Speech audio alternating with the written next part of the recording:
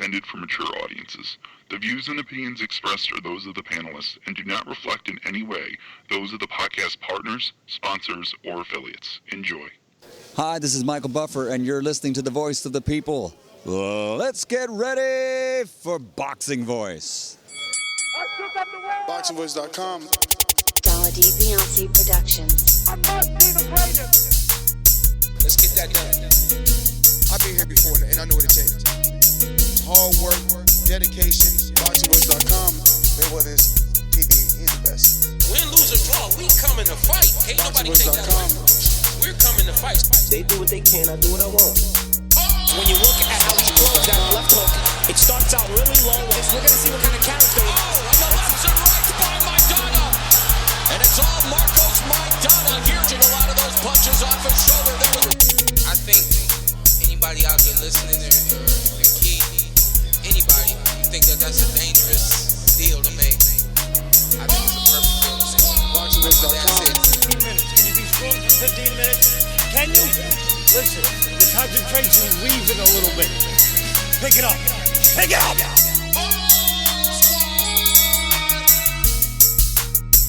Some things about we got to deal with his body shots. I don't think you want to be that close to us. He's talking about letting the left hook go, then you don't take the left hook. Let's get that done. Look, the fire's coming. Are you ready for the fire? Look, we're firemen. We are firemen! The heat doesn't bother us. We live in the heat. We train in the heat. BoxingVoice.com. Let's get that done.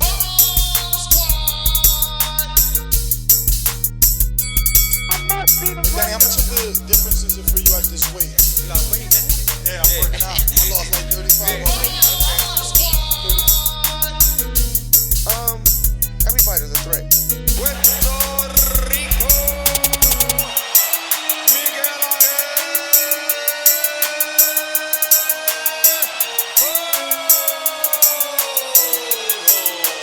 BoxingVoice.com. We're not going to do that. We're going to take this fight against Keith. We're going to get less than you, Keith, but we're going to get more the second time. So go ahead and make it 2 times. BoxingVoice.com.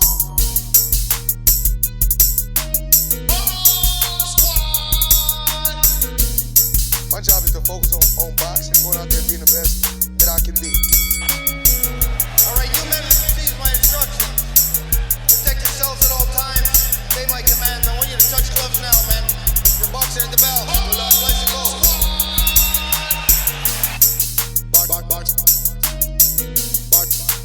BoxingVoice.com. BoxingVoice.com. Saturday, I think somebody's going to get stalked. We don't know who, but, I'm pretty confident in myself. And we're ready. BoxingVoice.com. I must be the greatest.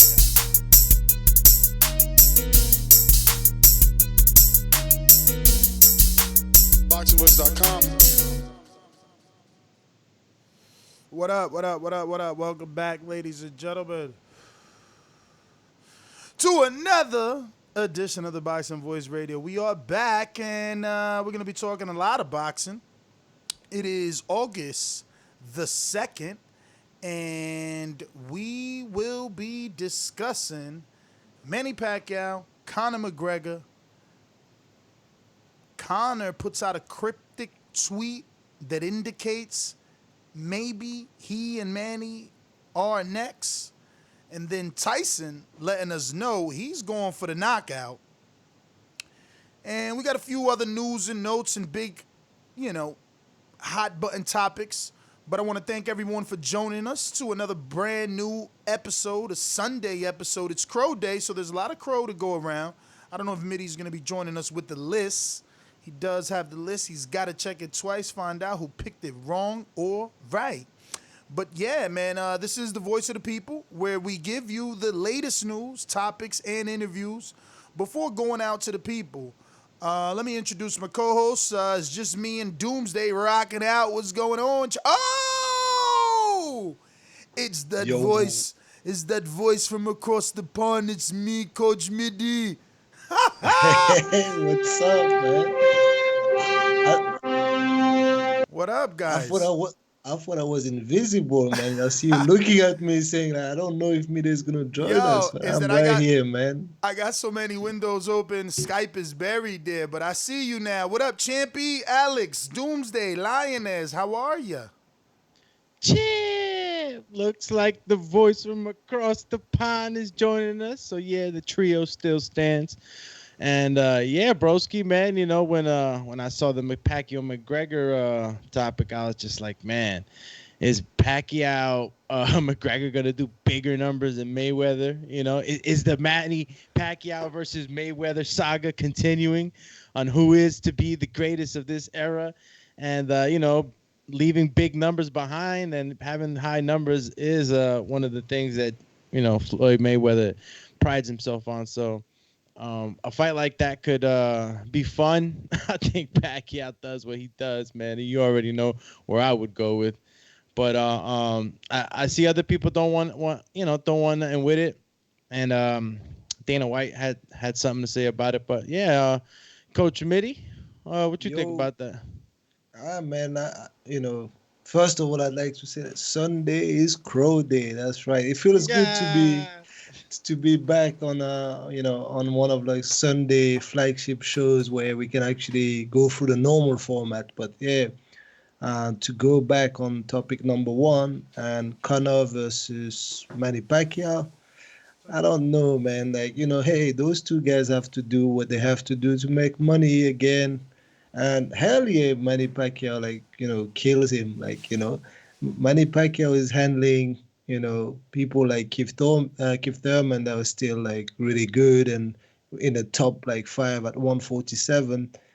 And Conor showed us, like, against Floyd, that was not a prime Floyd, that he couldn't do much, man. So yeah, Pacquiao, doesn't matter if he's a year older, he will deal with him. But yeah, I think like Ness, like what is so cryptic about it, like about the tweet that he put out there? Well, he tweeted, "I accept." In the native tongue of Manny Pacquiao. So obviously he's letting Pacquiao know he wants to fight. Any offers that might have went out to him that we didn't know about, he's accepting. If no offers went out, he's letting you know, send one and I'm accepting. He is retired from the UFC, but really quick, I just want to remind everyone to go ahead and subscribe to the YouTube channel right now. Since you're only 8 minutes into the show, it's fresh on your mind. Go ahead and subscribe to the YouTube channel. Go ahead and click that notification bell so you can get notified every time we do go live. Today is our first time going live, but guess what? We'll be going live tomorrow multiple times. Plus, we'll be going live multiple times on Patreon. So join us on patreon.com/The Boxing Voice. Now, look, we're not asking you to go ahead and pry open your wallet. If you can't do that, it's all right. It's okay. Just head on over to theboxingvoice.com, click on that affiliate sponsors link, click on that Amazon, bookmark it, use it anytime you go shopping. We get a little cookback. I said cookback. I don't know. What am I thinking of? We get a little kickback, though. But let's jump into it, man. I guess topic numero uno is Pacquiao and Conor McGregor. As I told Mitty, Conor tweeted out, as you can see from the thumbnail, in Pacquiao's native tongue, suggesting that he accepts, not once, but yet again, that he accepts to fight Pacquiao. So this is something he really wants. And I think it was worth a conversation because it seems like Pacquiao doesn't have an opponent. Could he obviously rematch Thurman? Absolutely. Could he fight Crawford? Of course. Could he get in there with Mikey? Probably. But all those things aren't the crossover appeal that Conor McGregor brings. They don't introduce you to a new audience that Conor brings you. They won't amount to the money that Conor is. I think Pacquiao should do this. Not for himself, even though that's a great reason to do it for your own financial gain, but for us as boxing fans. I know there's a lot of people that do not want this, but we do need the attention on the sport. Pacquiao Conor would be definitely something international, and I'm all for it. Yeah, I mean, like, it will definitely be something international. It will bring some eyeballs, but like it it'd be a bit like less than the first time round, right? Because we've already seen that, and Pacquiao is only going to be doing something that Floyd's already done, and we've seen how it went, right? So, the kind of like the mystique around that type of fight will die down a little bit, because no matter what people want to say, that Pacquiao is older than Floyd when Floyd met like Conor. Pacquiao is active with, like I said, like top 5 younger, fresher fighters, and he beats them. So, and we knew that, it was not the best version of Floyd, and it didn't have to be the best version of Floyd to play around with Conor. So, Pacquiao is going to do exactly the same thing, right? So, I don't know, man. I'm going to tell you how I feel about it. I mean, look, at the end of the day, even though you make mad good points, right? That little competition that Pac-Man and Floyd have always had, right? About who's the greatest, who's had the best numbers. And I just feel like people are still interested in that. And even if though they're not as interested as, in the boxer MMA fighter fight, they're going to be interested in seeing if Pac-Man does it better than Floyd Mayweather. Now, the only fear I got is that I seen Conor McGregor the last fight, and I don't know what weight he would try to get down to. I mean, last time Conor fought, he was, heavier. He beat up Donald Cerrone, and he was looking mad muscular and big. So he would have to, drop down to 147. I don't know how much that would take a toll on him, right? And at the same time, imagine Conor clips Pac-Man. Like, what does that do for Pac-Man? I don't know, man. So you're saying like Conor is more dangerous in terms of like clipping Pac-Man than Keith Thurman, for example? Like, you know what I mean? I think like the weights. First of all, to the point that you made around the weights, I'm not sure it matters so much, because the disparity in skills will be so great that it's not as if like, Conor can take him to the ground, wrestle him, and do all that thing, right? So, we've seen, I'm sure he was bigger than Floyd, like much bigger than Floyd. And it was all about the skills. Like, and there was like a gulf, like a big gap in skills. To the point that, Floyd was playing with him, say, hey, don't worry, Dad. That's what he was saying in the corner. Don't worry, Dad. I got him. Like, don't, I know what I'm doing. Didn't Conor go like 6 rounds with him though? Like, no, he went like 9 or something like that. 9 rounds. Look at that. So, yeah. But like, it's not. He went like, like I'm telling you. I think like, Floyd just like took him like to deep waters, and then he was just like smiling, playing around with him. No matter what people tell me, Conor put hands on him, blah blah blah. Yeah, whatever. Right? Yo, Pac-Man. Yo, look, Pac-Man. Yo, I've been here quiet, trying not to interrupt y'all, but like, I think, Mitty, the first thing you said that I wanted to jump right on is that, we seen this already with Floyd, and I think that's the mistake. First of all, we seen Pacquiao lose to Floyd. So for casuals, right, their mind works differently than hardcore. So they're like, Pacquiao's not as good as Floyd because he lost to them, right? And then it's like, okay, can Pacquiao do what the greater than him Floyd did, or is Conor too big for Pacquiao? And this is casuals, not hardcores, because I'm attracting casuals. I'm trying to get these casuals in it, and I think that you do, because Pacquiao is the smaller fighter, always been the smaller fighter, obviously not as skilled as Mayweather. The world's seen that when they fought. So I think Conor, his team, and the world will believe that he has a better shot. Yeah, no, I don't disagree with you. Like casuals, like if we're talking purely casual perspective, right, then no problem. Like we can make them believe anything. Our second topic is targeted at what casuals believe will happen, right? So when we switch and start talking like Floyd versus Roy, that's the audience. That's like, casual and what you can sell them.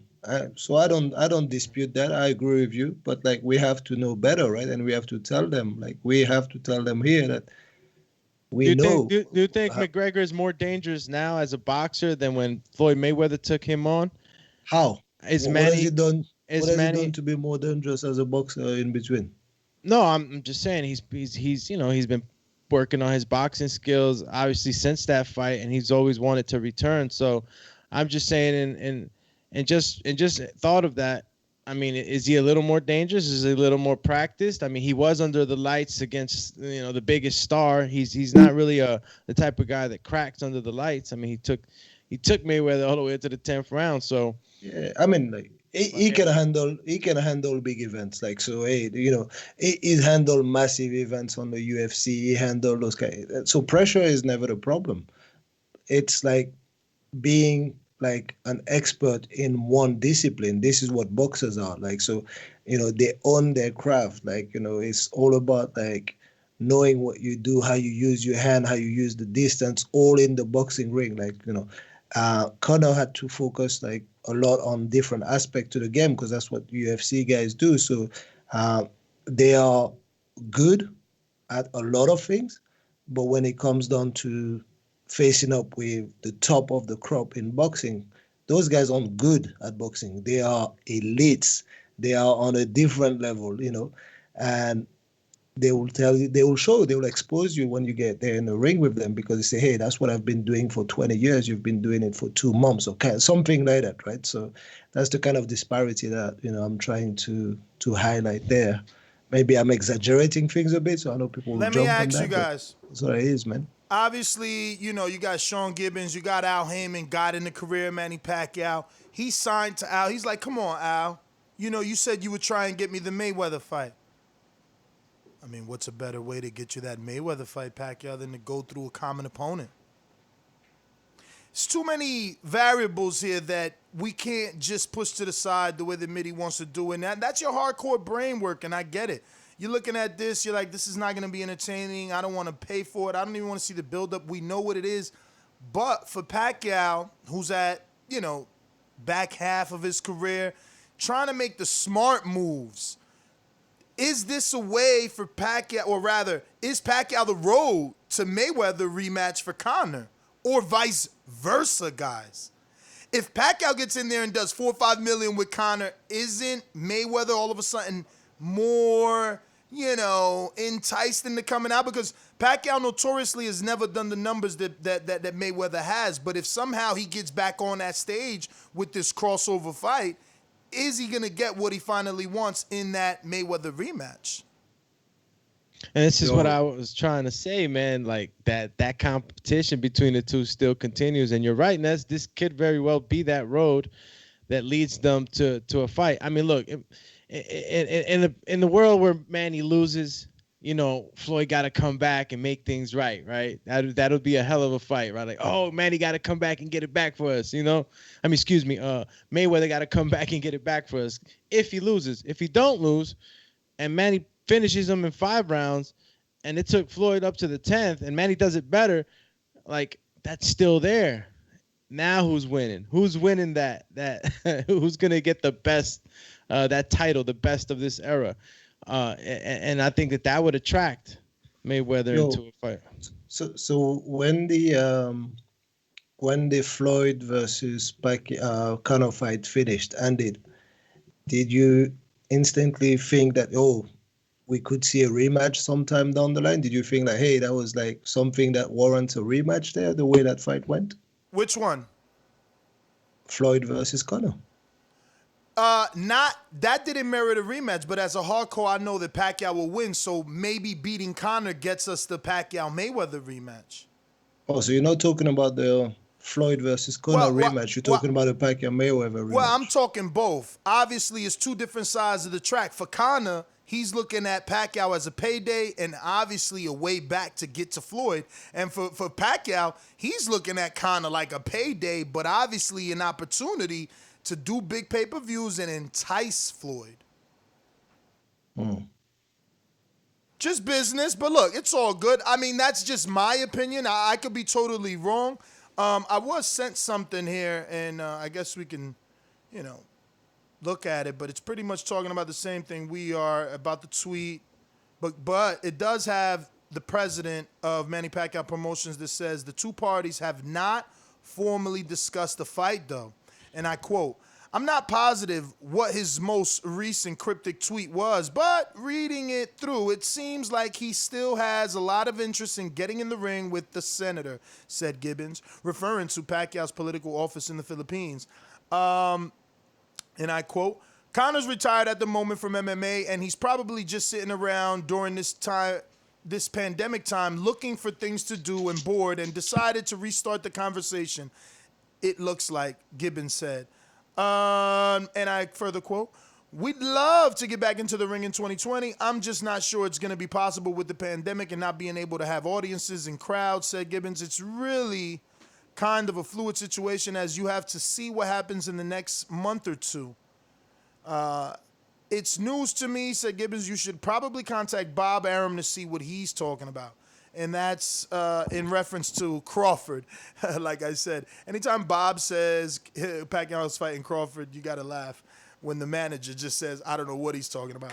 That being said, if you're Pacquiao, what's dangerous? Do you really want Crawford? Of course not. Does it get you the commercial appeal, the dollar signs? Is the value there? No.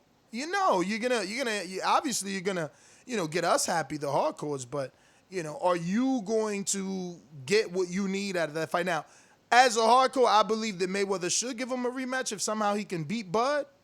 That's 2 top welterweights back to back. But I also believe if he beats Bud and Thurman, Mayweather staying retired. He ain't crazy.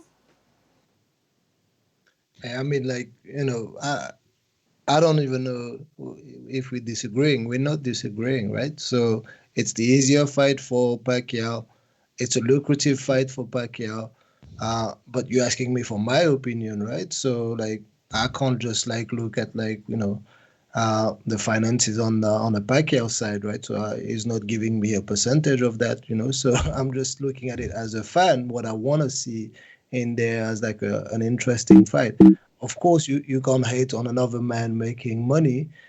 So if that's the roads it goes down to, we're gonna watch it anyway. We can talk all we want, but when the time comes, we're probably gonna pay pay-per-view. Hell, man, I paid pay-per-view, or not pay-per-view, but I paid to watch the fights yesterday, the PBC fights yesterday. So you're telling me I'm not gonna watch Pacquiao versus Conor? Oh, hell yeah, I'll watch it. But hey, from a whatever you want to call it, I don't even say hardcore perspective. From a boxing fan perspective, that's not really a fight that I feel is worthy of having. I'd rather have one of the guys that is right now a hot name in 147 to have a passing of the torch kind of thing, the old legend. That's what we used to have, right? So even if it's Crawford, if it's Spence, Thurman tried it, right? If Thurman won against Pacquiao, that would have been, the old guys is now to make space for the new generation. And that's what we usually have in boxing. And if that doesn't happen, we're kind of losing a little bit of tradition. But, I mean, look, it's an easy fight to make. They're both with the same management team. I mean, during this pandemic, we've accepted so many things that normally we wouldn't have accepted.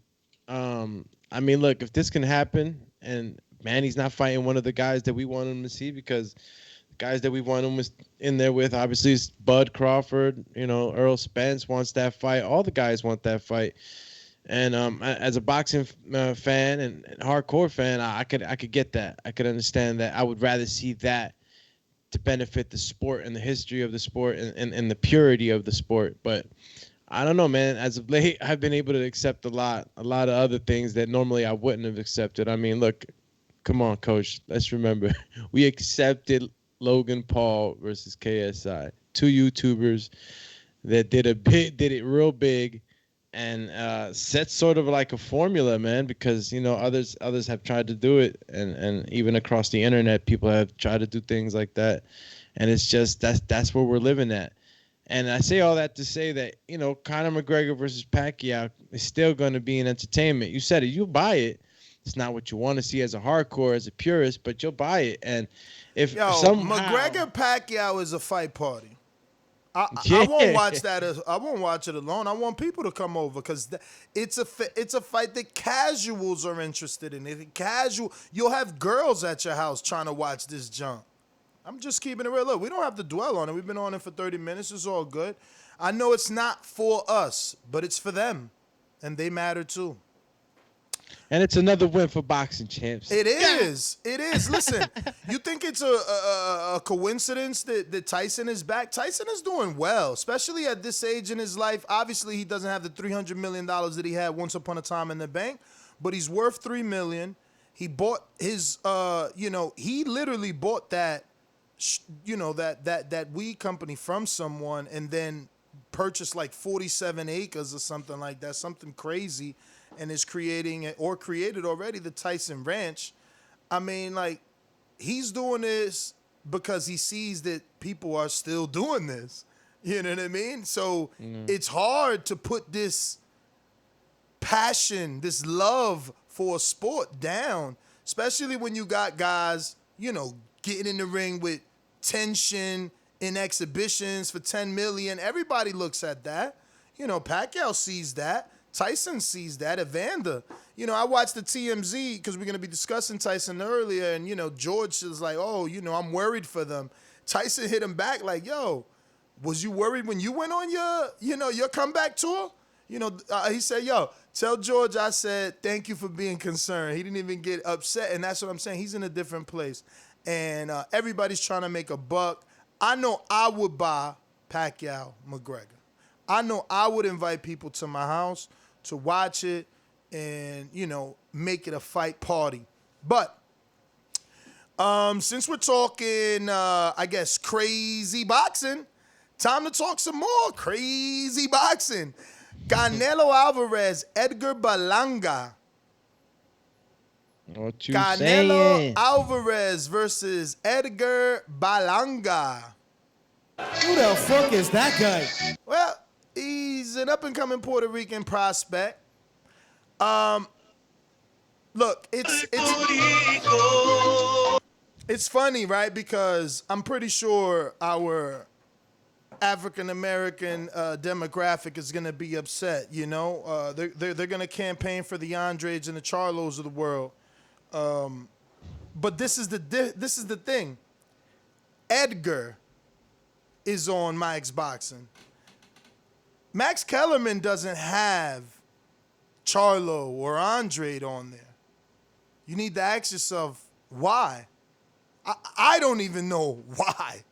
Why is Edgar on there just because he says he wants Canelo in 18 months? I mean, isn't Charlo? Hasn't he been saying that for 18 years? Hasn't Andre been saying that for like all his life? But somehow Edgar Berlanga makes it on Max Boxing, makes it on ESPN, and he's doing his rounds because he said on his social media that he wants Canelo in 18 months. Now, we all know this guy isn't ready, but mainstream media is picking this up. And I think that's my first question to you guys. Why? Why is this real news? Why, Same as you. I'm not sure why they're picking it up, and because Berlanga's hot right now, man. That's what I don't know. Yeah, I mean, he's hot. I don't know if he's hot like that though. He's hot doing on his thing. social media. He got the city backing him up. He got big time musical artists backing him up. He knocked out his last guy in 62 seconds. Hit push-ups. He's doing all the right things right now, and that's why that's why his name is hot right now. And if he says something like that, people are gonna take it. They're gonna put it out there because his knockout is hot right now. His knockouts is hot.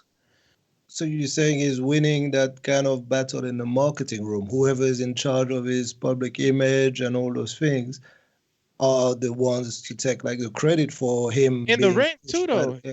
In the ring, he's knocking everybody. He's knocking everybody else. So all of that combined is just giving him that pull, that push. That's cool, but in the ring, that's quite early though. Like you can't say that he's a more credible opponent based on what he's done than an Andrade or Charlo, for example, right? So well, I could agree with that. I'm not saying that the kid has done. So that was the question. Like, so why is he getting that push ahead of those guys, right? So that was my. I mean, I think it's what Doomy said. He's on the rise, right? Social media numbers. Andrade just finally got to 100,000. Remember, we've been saying he was at 99 for a while. Mm-hmm. Edgar's at 80. with 14 fights that you don't know anyone. Oh, Eric Moon, he fought the last one, and that was the step up, so we know him. But we're here talking about him. For some reason, Fat Joe knows him. For some reason, Tracy Morgan lets him borrow his Bugatti. For some reason, Max Boxing has him on Max Boxing. Like, can anyone tell me another 14-0 fighter that's been on SportsCenter and Max Boxing? Like, when has this happened? Is it the machine? Is it simply just because he's with Top Rank and the affiliation with ESPN, so he gets to use all those ESPN shoulder network content creators, whatever you want to call all the programs, many programs that ESPN has? Yeah, that was kind of my answer, right? Is the marketing machine behind him, right? So whenever you have like the right marketing team that can, even just put even more shine on your wins, right? So if you're 14-0 and you're doing your thing in a ring and it's still early, but they see something, they're going to push it even more. That's the same kind of machine that you have in the UK with like, some of like the newest promoter with different mindset, right? And that's the ones that we say, man, that's like, they're hyping up everything. But that's what you have to do to just get your fighters in front of like, as many eyeball as you can and command bigger fights, right? So I believe that's the machine. You said they said they'd be ready in 18 months, right? So I was gonna ask you that. Let's just answer that. Like, first just answer the 18 months. Do you think this kid can be ready in 18 months for Canelo Alvarez shot at 168? I don't know, man. Like, listen. You see me, I ain't joking at that one. He's with Andre Rozier, if that helps any. Andre Rozier obviously has Sergey Derevyanchenko, who's faced Gennady Golovkin. He has Jacobs, who's faced Canelo and Golovkin, or had Jacobs, who's faced Canelo and Golovkin. He's familiar with Canelo. I'm gonna answer it real short and sweet, man. Like, we all know how Canelo is. If you ain't earned it, if your resume don't speak of legends and something I want to add on to my legendary status, like, I beat this guy and he was this guy. I mean, it would be pretty far and thin if that fight would to happen in 18 months. It's just too fast. I mean, how many fights can you fight to let Canelo know that you're worth that gold I mean, ticket? if you're knocking dudes out in one round, especially guys that were supposed to take you rounds, I mean, bro, the truth is that he could easily get 6 fights in 2 years. In 18 months, he could get 6. I mean, he's fighting every month, and he's getting a knockout. He can't be knocking out pies, bro. He's got to knock out guys. But see, I hate that I'm the one that only thinks business because it makes me look like not the boxing fan. But guys, come on, this is sport. You know what I'm saying? Like, Canelo needs a Puerto Rican. It's like the oldest rivalry in boxing. That's fine, but your question was not about the business, though, and I'm trying to answer the question. Like you said, do you think he's ready in 18 months? So the question is about, like, do you believe that the next 18 months will give him the toolbox enough tool in his toolbox to address the problem that he will have with Canelo in the ring? And my simple answer is no. It really doesn't matter, like, that he has Andre Rozier. Like, it's definitely good to have like a recognized trainer and everything, but it's a huge job. I don't see it happening. Who knows, right? The kid might be that talent, but I don't see it. And I'm just saying that Canelo didn't face the likes of Mayweather. Like, how long in his career before he fought Mayweather? Like, do you know, like probably like 10 years under his belt already before he just stepped in a ring with Mayweather. So yeah, but he had no amateur background to speak of. So Canelo got his in the pros. If Berlanga has 100 and something amateur fights, he's got Keith Conley, I've been educating our listeners on Conley and how he's been able to get guys like Daniel Jacobs $12 million. Do you even care if you're gonna win? It's your first loss. You know what I'm saying? Like, I don't know, guys. I think in 18 months, is he ready? No. Can they market, like, can he be marketably ready in 18 months? Abso-freaking-lutely. Yeah, you can do that like even shorter, like from a marketing standpoint for sure. Like you say, right? Like from a marketing standpoint, it's all about like feeding lies to the casual audience. That's what you say, right? So feeding like, you know, the idea of that kid is just like doing things in a way that like other legends aren't doing it. Like he has like by the time they fight in 18 months, he'll have like 25 or 21 fights, for example, I don't another know, 7 man. fights, right? And then all first round knockout. Like He's he's on a top Mike ranked. Tyson type of trail, right? So He's top but that's ranked. a lie though, right? So He's you top can make that ranked. happen. He's top ranked. Canelo's golden boy, signed at the zone. I mean, how does that even work out? The same way Top Rank did Jose Ramirez and Maurice Hooker. Listen, first of all, Bob has been on this show and told us when Canelo wants something, you give it to him. He ain't gonna hold them back. He ain't gonna hold them back because that's still his boy. And one loss to Canelo, your first loss, big deal. What they gonna say? He wasn't ready. How do you get Canelo to want it? That's my question. How? If you listen to the link that I sent you on Max Boxing, he said the Top Rank. First of all, you know, because I don't want him to sound cocky, right? First of all, he said, you know, when Max asked him again, he's like, look, you know, more like 2 years, not 18 months. Okay, so he gave himself 4 more months. Call him humble, right? So he said more like 2 years and he'll be ready. But, you know, the plan is to fight on Puerto Rican Day Parade next year. The Top Rank is already setting that up for him. So, yeah, I think that they're setting it up. You understand? 18 months from here, marketably, he could be this monster. You understand? Marketably, he could be what Gennady Golovkin was at the very same point when he fought Curtis Stevens. At the time he fought Curtis Stevens, a lot of people were already convinced. And Hardcore was like, bro, he ain't fought nobody. Like, we want to fight. It took him to fight Curtis for me to be like, uh-oh, this dude's real. You know, Curtis hit him with that double left hook and he ain't go nowhere. Usually people go night-night. I'm like, uh-oh, my man might be real. You know what I mean? Then he took Rubio apart and won, and Darrell went 10 or 12 at a higher weight.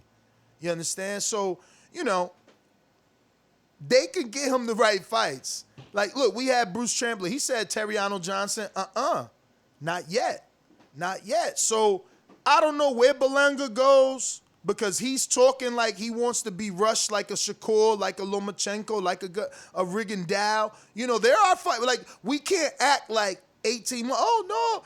There are fighters out there that they want the fast track, you know? Bob has had fighters that he had to tell no. Al was convinced by someone that 17-year-old was going to be the second coming of I don't know what fighter, but the prospect killer killed them, you know? I think it's Guajardo, you know? Clay Kyler took him out on PBC on Fox, and that kid is, you know, he's got to rebuild. So that's just the way the cookie crumbled. But what would you do? You rather lose to a Clay Kyler or lose to Canelo? Did it hurt Canelo to lose to Mayweather? And all he did was be marketably ready. Like, yes, he had a legitimate win, and Berlanga doesn't have that, and he would need that in his division, which is a champion. So he would need a win the level of a Callum Smith. That is equivalent to what Canelo did at the time, right? Canelo, and I'm giving Callum a lot of credit because Trout beat Cotto. You know, Callum beat George Groves. But what I'm doing is giving Berlanga a champion that beat an established champion, or rather, giving Berlanga an opponent that beat an established champion to become that champion, right? So if he beats Callum, no one can say he's not on that level. Not Canelo's level, but on that level. You know, like Benavidez, it would be a great fight, but you could get a hardcore here who doesn't like Benavidez and say, who he fought? He had 2 fights with Ronald Guerrero. Oh, so he beat Porky Medina. So what? So what? Berlanga beat him. That's why I didn't say Benavidez. Is Benavidez a great fighter? Absolutely. Can you imagine Mexico versus Puerto Rico with Benavidez and Berlanga? Of course. But How many fights does Canelo have left with Dazn? 7 or 8. 7 or 8. All right. Well, that gives us still time. That was just something I just thought about because, where do we put Berlanga in there? Along that contract. Well, I mean, look, people have speculated that Canelo would eventually. I mean, he said it himself that he's not done after this contract. So who knows if Canelo ends up on ESPN with his own deal, Canelo Promotions, No Boxing, No Life, something, because they're doing their own thing. They got a management company now. They about to take off. Canelo's not gonna be a fighter forever, but he's gonna have to do what Oscar did, which is fight for a network to get you some dates for your fighters until you get good business and you could sit back. You know what I mean? Because Oscar had to fight. Oscar had to fight to get his fighters dates. It ain't just a network needs to be invested in some sort of face. You understand? Some sort of Have we seen attraction. enough though to really be considering the fight? I mean, we haven't seen enough, and I think all of this is Seen is enough getting from the who? push of Berlanga. We've seen him KO guys, but we haven't seen him in adversity. We haven't seen him face adversity, No. and that's always a question in this game. We can't always just. He deleted that post. That post that picture that I got here. He had posted this, and I don't see it on his Instagram anymore. I'm screen sharing his Instagram now. He deleted that. I don't know if it's because he likes to repost it, because I felt like I seen him post it more than once. And I'm going deep in his IG now, and I still don't see it. But I wanted to get the numbers on the interaction with that post. But that's okay, because like I said, reposted it. So we'll check ours. Now, obviously, we don't have the traction that he gets, and we ain't gonna get the love specifically for Edgar that Edgar would get for posting his own picture. But I was kind of shocked to see that this post has almost 1,800 likes with a lot of comments. A lot of comments, and a lot of professionals are in these comment sections. So it was interesting to me. Our good friend, damn, I can't even hit him with the soundbite, because if I go to my board, they'll see all my board. But we need that. I need to hit him with the, I can't even tell you. Let me see if I can get there in time. In Jesus' name. Because our good friend Maurice Lee, right there, he the first comment. Let me get in like Maurice for being, and he got 15 likes on his, right? And then 5 replies. But look, Boxing Reloaded, very big page. He said maybe 3 to 5 years. The Boxing Plug, that's my man in Florida. Somebody obviously said the same thing McGregor said. Who the fuck is that guy? This is one of our Patreons right here. This is David. He said, if Berlanga's next win are against Gabe Rosado, Daniel Jacobs, and Billy Joe Saunders. So let's discuss that before we move on. If somehow they were able to get him that lineup, then it's not even a question, is he ready, right? No, if he wins those 3 fights, that's it. It's done. We can't question someone who does that, right? So, but I don't know, that's a tough schedule there, man. That's a tough schedule. Those 3 back to back like this, but if that happens, you can't hate on him, and yeah, let's go, let's put him in, no problem. Even if you can just stop at Jacobs, right? He beats Jacobs, and Jacobs moved up anyway, right? Well. Jacobs moved up to 68, yeah. And you know what? That could be so built up. It's like, I got my new son coming after my old son that left me.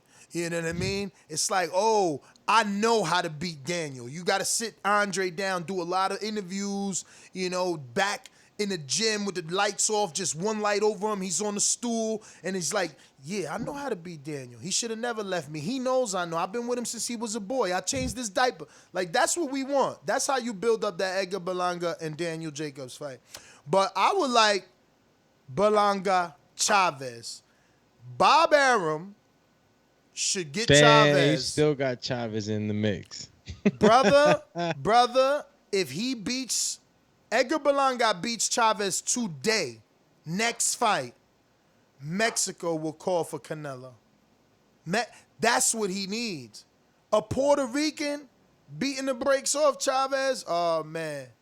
I mean, don't get me wrong. Look, because he got saved with the Jacobs win. There's actually fans. I seen his father's Instagram and Twitter. I seen his own Instagram and Twitter. His father took the comments off. Like, he defended his son. So there is a fraction of people that are riding with the Chavezes on this one. So he's still viable. Now, he can't get a license in Arizona and in Vegas, so I don't know how you get this done. Maybe you do him in Mexico, Cancun. Take him to Cancun. Make the Puerto Rican go fight on the Mexicans' home turf because he's the faded fighter. Give him more of an opportunity to win. I think you were strict to Chavez because of the clout, man. Of course. Of course it's the clout. That's what you're looking for. You're looking for the popularity boost. A better Mexican No. That's a good guy. Chavez has never been stopped. The only person put him down is Fonfora. Crazy? Chavez durable as hell. He just can't fight. He ain't gonna win. But he's durable, no? Mitty, I see you with the smirk. He's a tough guy. I mean, I think he's tough. Like, when his mind is right, but like the problem with Chavez is that when his mind is not right, he can decide that that's it.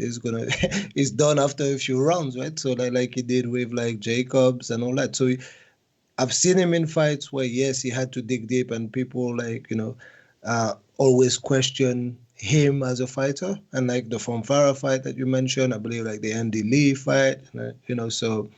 I believe like at one point that, Chavez was not the guy that people like to shit on basically, but he will just make you lie very quickly one day by deciding to quit on his stool in another fight, right? So that's the problem with Chavez. I think it's a win-win for Top Rank if they could get Chavez in there with Berlanga. I would take it now. But if he being Bruce Trampler was reluctant to put Berlanga in with Terriano Johnson, then I'm sure Chavez is too soon. But moving on to our next topic, Oscar De La Hoya. This is going to be a fun one. I'm sure Mitty's gonna get a bunch of texts from Rob on the side because he was hitting me with this. So Oscar De La Hoya says, "Stop fucking around and let's get King Ryan and Luke Campbell done, man." So then,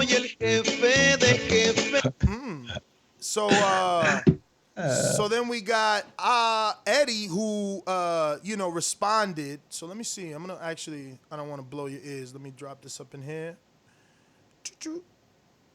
Boom. All right. So there was a tweet 6-7 hours ago from Oscar De La Hoya. I sort of woke up to that. A plea for the fight between Garcia and I don't really understand Campbell. Because I've made an offer to Ryan Garcia, which is a chunky offer. And they've a chunky offer. You think he's talking about DeGale?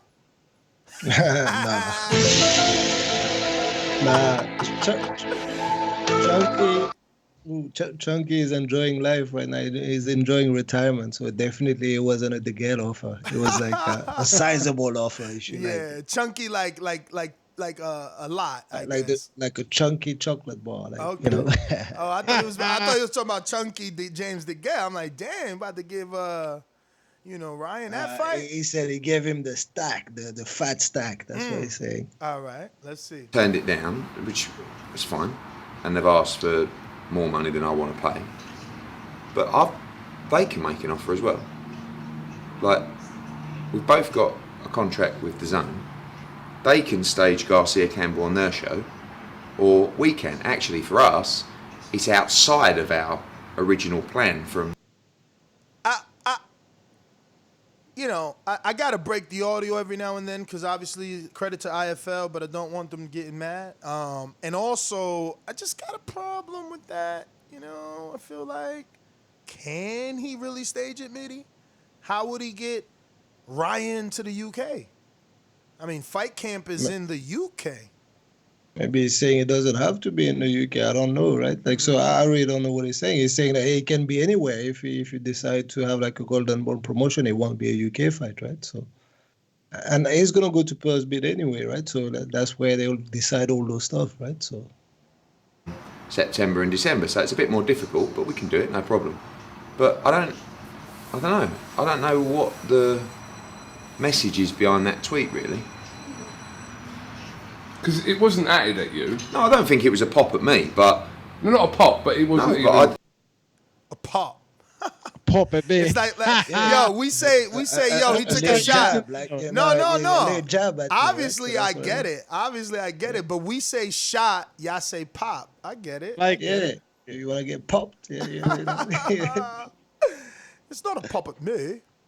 You know, if they want to make the fight so badly, they're more than welcome to make me an offer and Luke an offer for that fight. But I guess they want us to stage the show. That's interesting to me that Golden Boy hasn't sent, because Ryan is the A side. So to have Eddie send an offer, it's obviously allowing Eddie to stage it, unless they just wanted to see where Eddie was at. So that's what it sounds like, right? It sounds like right now the fight will happen, but then like which promotional company will just like take the driving seat, which is the one that's going to take the chunk of the money, is going to make the offer, just make sure you do all the arrangements and stage it, right? So, and that's not decided by the sound of it, but that will get decided soon enough. You know, I'm going to say that it would be sad to see this fight go to purse bid when both of these promoters are on the same network. It's just like Joe McCroskey from Dazn said that he has a seat at the table when Matchroom sits down to make the fights, and they got final say. And why would it be sad though? Why would it be sad? Like for us, what does it change? Like who the hell cares? Like if we get the fight, we get the fight, right? Whether it's staged by Golden Boy or by Matchroom. But Mitty, that's what purse bid means, that they can't come to an agreement. So we are in jeopardy of losing the fight. No, you don't. Like purse bid, it says that it goes to the highest bidder on the day of when it's called, right? So absolutely, that's it. So you're not in jeopardy. You could also walk away. I mean, if that's the fight that is just being called for, someone is gonna lose his position or his right to get the fight, right? So, but the purse bid is why would I? If I make you an offer and you don't accept it because you think you can get more, or you could do better, right? Say no problem. Mm-hmm. If you could do better, take it away, make me an offer, and then just stage it, see how many people we can get to view it. They got to come up with a portion of the money, the winner. Exactly. I think the idea from Golden Boy, when Eddie says they want us to stage it, it's because Golden Boy knows that if it's in December and if crowds are back, then he knows that the UK will come and see the fight in the venue. So he thinks that he can get more bums on seat. He also believes that it will be a pay-per-view at least on one side of the pond, right? So it'll be a UK pay-per-view potentially. Whereas in the US, you don't have that option. It's only a DAZN fight, right? So you don't have the option to slap a pay-per-view on top of it. So that's the reason. Yep, and they want some of that Sky money, but that's what I'm saying. Yep. The part that I'm saying that would be sad is that if DAZN doesn't step in to make the fight, we are at jeopardy of losing the fight, because that's what purse bid is, man. Remember that Stevenson, Adonis, and Kovalev went to purse bid. Al Heyman won. He was supposed to stage the unification between Sergey Kovalev and Adonis, and Kovalev and Kathy Duva decided to say that they were not going to fight on Showtime because they have a contract with HBO, even though they went to purse bid. So you knew beforehand that you had a contract, but you wanted to see could you win, and that's what I'm saying. Yeah, we could go to purse bid. Yeah, they're on the same network, but it doesn't mean that when the purse bid is over, we get the fight, because that purse bid happened. One person won, and we didn't get the fight. That's true for every fight, though, right? That's the reality for every fight. What you mean? Well, it's not because the purse bid happens and the fight is signed that you're gonna get the fight, right? So whatever the fighters want to do after, whether they just come up with a network story or bogus injury or whatever, you might not get the fight, right? So, but at least when the purse bid is called and someone wins it, You have all the rights and the ball is on your courts to make the offer that's been accepted. Let's go ahead and just stage the show and, let's move on with the fight. Yeah, but you could still not take the fight like Kovalev. That's what I'm saying. Which is what I'm telling you, which is true for every single fight, no matter of first bit of not fight or I'll send you a contract and whatever, then you turn around and say, actually, not when you know what, sign. I don't fancy that. If you sign, it's because you're content with the offer. Yeah, okay, that's right. But with Kovalev, they turn around. You're not content with the offer on the first bid. It's the highest bidder on the day. That's it. It's done, right? So you have no say after that. Obviously, you're not happy with what happened there, so you're going to turn around and look for any kind of excuse to just try to derail that, right? So, but that's the same thing for any single fight. When you get a contract, you sign it, then you just go back, you scratch your head and say, what the hell?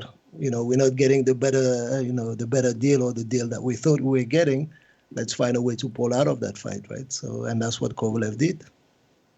Absolutely, which is why I said if this goes to purse bid, it just puts us in a bad situation because we'll have remnants of Kovalev, where it's better to have these guys sit down and just get it done, especially now that at 35, a lot of the opponents are kind of being taken up. We are looking for viable opponents for Devin Haney and actually accepting the fact that he may fight Gamboa due to, unavailable 135-pounder. So, yeah, I would rather not see anybody go to purse bid, especially when we thought this fight was already happening. They came out and kind of announced it. Ryan announced it on his social media. I think they'll come to an agreement, and especially Golden Boy is. I think that the urgency is for Golden Boy really, because I don't think they could afford PR-wise to let Ryan Garcia another fight fall through for Ryan.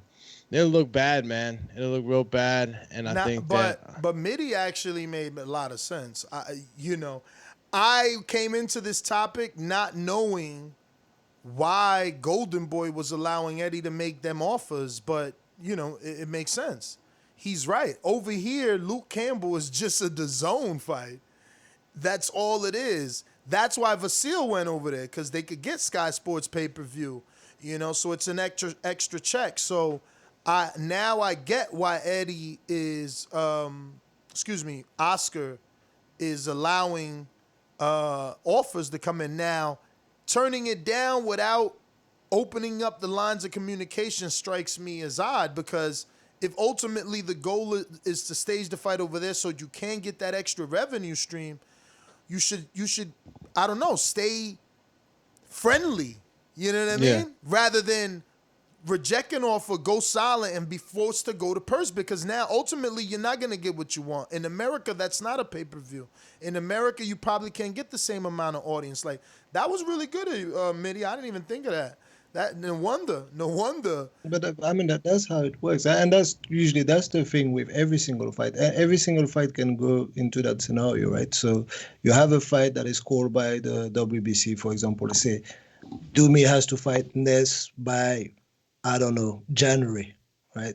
So the two promoters will now just decide just to, at least one of them will just take the lead on it and say, you know what, I can set that fight and I can, make X amount of money, and do me, I'm going to pay you 1 million, right?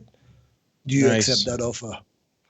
You'll say, no, I don't accept that offer. Just give me an improved offer, whatever. And then I'll say, hell no, man. I'm not giving you an improved offer. No problem. Let's wait until a purse bid. Anyone can bid for, setting up that fight. It doesn't have to be me. It doesn't have to be you. It can be even a third promoter. That's what a purse bid are. I'm seeing people in the chat talking about purse bid as if they understand what's going on. So hopefully I'm just telling you, how those things work, right? So any promoters can go and put the fights on, right? But the WBC still has enforced that this fight needs to happen. It doesn't matter about the purse bid or whatever. The purse bid has, for the fan, we should not care. We're going to see that fight. Unless one guy, after the purse bid happens, you win it. He ain't happy. You just do this thing. He ain't happy, and he's going to find an excuse to drop out of the fight. But that's the same with every single fight. You get a contract, you sign your contract, it starts to get closer, and then you're gonna say, let me pull out of that fight, right? Because I'm having issues X, Y, Z. The reality is that you don't want it and you're not happy with the financial terms, so you just pull out of the fight, So that's pretty much how it works for every single fight, man. Or said anything in to other reporters. So yeah, I don't know what's going on. Like I think Ryan Garcia may be the guy that this was directed to. You made a good point right there. It wasn't a pop at me. And he said, he's just saying he doesn't know where the twist comes from. Like, so, like, is it directed at me? Is it directed at Ryan? Is it directed at who? Like, is admin saying like, hey, I'm tired of all this thing, like, sign the papers? We don't really know, but that's good for us to just try to go down all the possible avenues. Like, obviously, number one, it will be a pop at your rival promotion company, but then if not, could it be a pop at one of your fighters or of his managers who do not want to sign the contract and they think they can get better? And Oscar thinks that no, you can't get better. Sign the contract. Let's not let's not play around.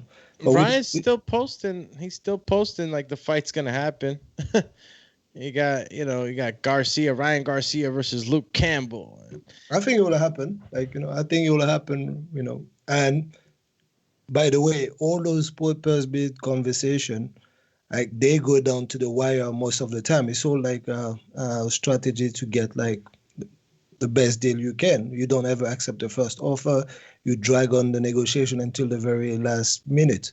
A lot of those conversations on the day of purse bill itself, that's when they just notify the WBC and everyone else, hey, don't worry about purse bid. We actually come to an agreement at the very last minute, right? So, When do you foresee bums in seats over there? Well, it's difficult, man. It's difficult. I don't think that December is even like realistic because we were hopeful at the beginning of the summer, right? We were all talking like, end of the year, this can happen. We can have like, venues with people in there. But only like over the last week or so, we're starting to talk about like neighboring country going back into lockdown, like a resurge of cases and all those things. So, a lot of things will slow down again and people will be very cautious, I think. So, I want to be wrong and I want to see boxing back as soon as possible with people in the stadiums. But December, to me, I don't know. I find it doubtful, man. Yeah, I'm with you, Joe Lasisi, but I think it's Midi's scenario explained it, why isn't Oscar making the offers? He's the A side, but yeah, Midi explained that they're trying to see what Eddie could put together over there because I still believe there's going to eventually, especially if you're talking about that things are starting to shut down, man. You kidding me? He's about to put bums in his little backyard too. Watch. Definitely, bro. Listen, he didn't say that he's thinking about doing annual shows for no reason, and they have to come up with innovative ways to bring in the money. It's just that simple. I agree for sure with innovation, like 100%. If you, in those times, you really have to innovate and man. Yeah. Oh, that's a good call. What about Joe Joyce? That's scheduled. I mean, I guess that's just tentative. Though, yeah, right? that's just scheduled, right? Yeah. So it's just tentative. Like, it's October or something, right? But yeah. Yeah, man. Like, I don't know, that could really fall through. Like, we can't really say anything with that. The lockdown and having a second wave and all those things. Like, I'm sure you're having the same in the US. Like, so as soon as you kind of open up again, you see a second wave, and you don't know how your government is going to react, right? So it's difficult to predict all those things. Moving on to the final topic, or at least not the final, but the final of the main four. Mike Tyson, let me get to these notes here to give you exactly what's going on, because this went from exhibition to I'm going to kick his butt, basically, is what's going on, you know what I mean? Tyson tells TMZ, this is a search and destroy, and I'm looking forward to recapturing my glory. If the opportunity comes, pause in there, and the Hacks and do me to stop breathing in the mic. Fucking werewolf. Jesus. If the opportunity comes, I wasn't even breathing. My shit was muted. you're lying. Mitty, You stay killing me. Mitty, did you hear him or not, Mitty? Because he always thinks I'm picking on him. Tell the truth. I was on mute. I was on mute, so it had to be you. Come on, you always breathing into the mic, bro. Chill, champ. It's because you get too focused on typing. You're like, I wasn't even typing. bruh, You whatever just it is you throwing do, shade. whatever you do, you fucking breathe in there. Who's ruining the who's quote. getting you upset on that chat, man? Because for that breathing, He was breathing heavy as hell, trying to act like we lying. Anyway, he says if the opportunity comes, I'll go for the knockout. I'm always looking forward. So, do we actually want to see one of these guys knocked out? Could this get more violent than a hardcore spar, or is he just selling tickets, guys? that's always been my take from the beginning, right? I think he's selling tickets, and you can't blame him. What do you want him to say? Like, hey, no, don't worry, guys. You need to pay your $50, but we're not gonna give you the the excitement and the explosiveness that you guys want. So I don't think they will allow it. Like, maybe those two guys want it because they're competitors, right? But I don't think, like, anyone will allow that to happen. Like, imagine whoever sanctioned that fight and one of them get, like, knocked out bad. Yo, but what you mean allow? What you mean allow? If Tyson throw the left hook, who jumping in between that? Yeah, that's what that's true. But that's what they kind of said, right? One of the tweets that followed the announcement pretty quickly after, they clarified. Like, I think it was a California State Commission. They said, yeah, that's true. There will be no headgear, but then they said, like, 12-ounce glove, and it's like an exhibition with no decision, right? So no winner, no loser. So how are you gonna have a no winner, no loser if you have a knockout? And then they said we're gonna have, like, the ref, like, kind of like monitoring the situation and break up any kind of, like, excessive kind of activity. But that is very difficult to police. That's your point, and I get that. If Mike or Roy decides to say, hey, I'm not having this, I'm just gonna throw the lever and throw it hard, yeah, definitely I wouldn't want to be the ref that goes in the middle and break that up, right? So it's on, man. If he said that, it's on. I don't think so. It's on, and when they're in there fighting, people are gonna love it, man. People are gonna love it, and I don't think nobody gets hurt. You know what I'm saying? Nobody's gonna get hurt to the point where, at least I don't believe it. I don't believe. I wants to knock him out. So what do you mean? Yeah, but I think that Roy Jones is so defensively sound that I think that he'll weather most of the storm. He'll weather most of the storm, and if he does get knocked down, I think that he'll just he'll take the knee or whatever if it gets that crazy. And I think that's one of the reasons probably why they picked Roy. They needed a guy that could really, really move and try to nullify some of the Tyson aggression. Because problem, he's gonna go in there. Once he gets tagged, bro, Tyson's gonna see red.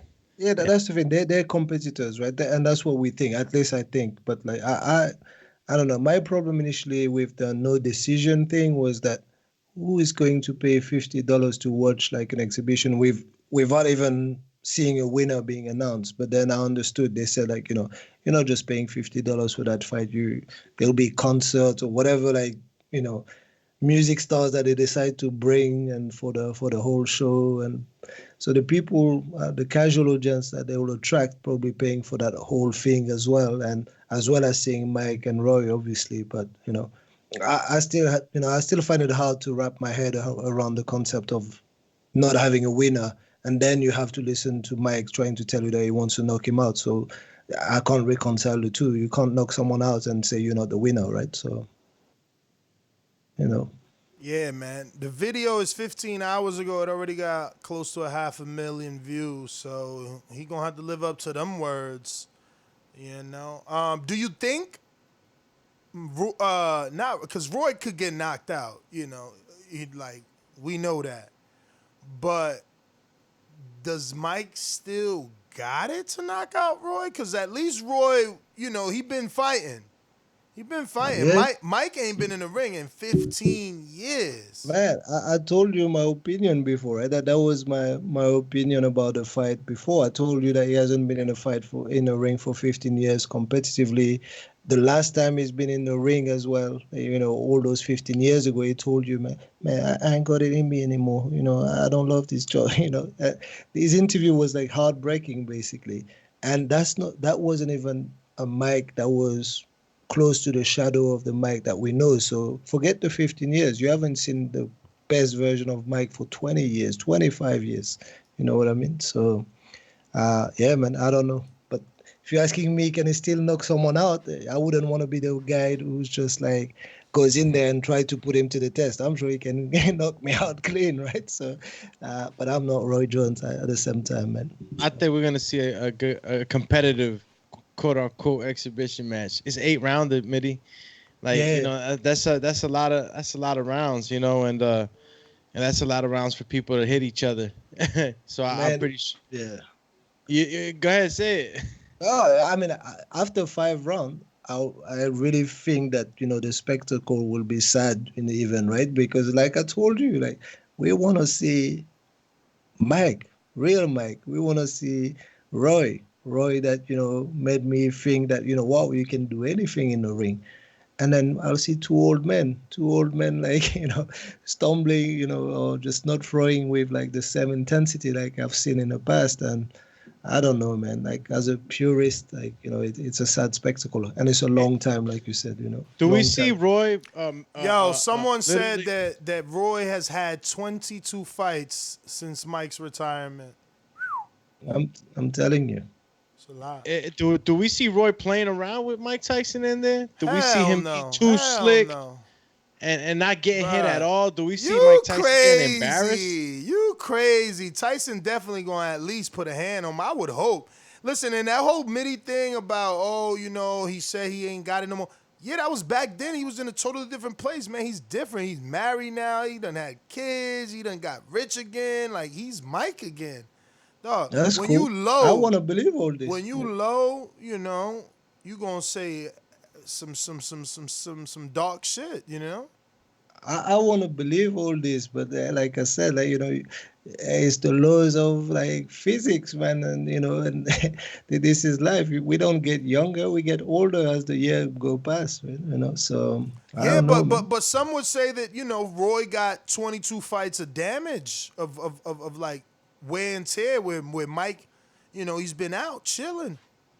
Yeah, I don't disagree with them either, right? So how old are they, right? So both of them, like age-wise, I don't like 47 and I don't 50 like or Google. something I like don't like Googling it because then it like messes up the fight. Hey, like, what was that movie? I didn't watch that. Like, wasn't it like with De Niro and Stallone, like in a grudge match or something like that? Yeah, I think that was them two. Like, if you watch the movie, Nah, then, man, there'll but be those yo, two come guys on, in man. there. I don't know. Mike and Roy look way better than Stallone and De Niro. They look like grandpas. Mike and Roy, bruh. So, yo, listen, you Bro, you would be putting your Mike hands up like, yo, bro. chill, Mike. Yeah. Someone said Mike is 53. Damn. Yeah. That's he's 63. That's not bad. It's not bad. That's a Damn. good age to be. Listen, man, moving on. We got some notes. We're going to discuss last night's card. We did do a live fight chat, so if you want, super duper detailed round by round commentary, then you could go over there, plus a bunch of laughs. But, yeah, man, Angelo Leo made me a fan and aware of him. I did not know who he was before this fight. I knew Tremaine Williams, and I definitely ranked him. So Leo, turned that fight around and really took it from Tremaine in the last, I like to say from the 8 on, but I guess other people seen it differently. No, remember there was a couple swing rounds there, so it's not that bad. I mean, some people could have had it 7. I mean, I know I had Tremaine winning in the beginning as well. The kid just came in strong, man. He's just another fighter. No, he ain't. This guy is a wrecking machine. And that's exactly what he was. That Yeah. body So- work by Angelo Leo, man. Whoa. My question. Oh, I'm sorry. No, shout out to the people in the chat yesterday that knew Leo from before, and obviously we're trying to put us on him. But like you guys said it all, right? To me, it was the tale of like two sides, two halves, right? So Tremaine did his thing early on, but I did think that he lost a few rounds, like the fourth maybe. From the sixth round onwards, he was getting like a little bit more rugged, but initially he had all the skills, and Leo had to adjust to the stance, to the southpaw stance, and he was getting like outthought and outskilled. But then his will was greater than Williams, and his fitness, and he took over. He just like 7, 8, 9, 10, 11, 12 with all his, man. Easy. Yeah, now he impressed the hell out of me, man. Yeah, I'd like to see him again. I'd like to see him again, and I'm happy that I watched that fight. And yeah, man. But I'm just thinking that like someone who can match his intensity though, and have the same skill as Williams would have won that fight. The problem with Williams is like he faded. Did he fade because he's not like kind of like always? He could have faded because like, of those body shots, though, Coach. Yeah, I believe that, Ness.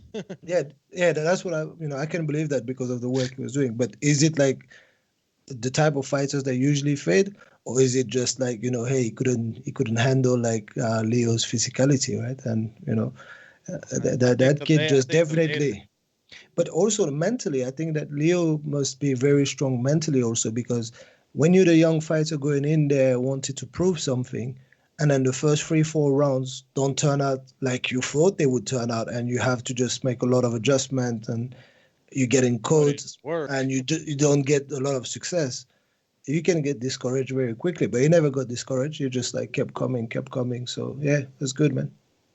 So my question for you guys is, Angelo Leo versus Stephen Fulton, does the postponement, which is 180 days, does that make it better for the two fighters for the build-up?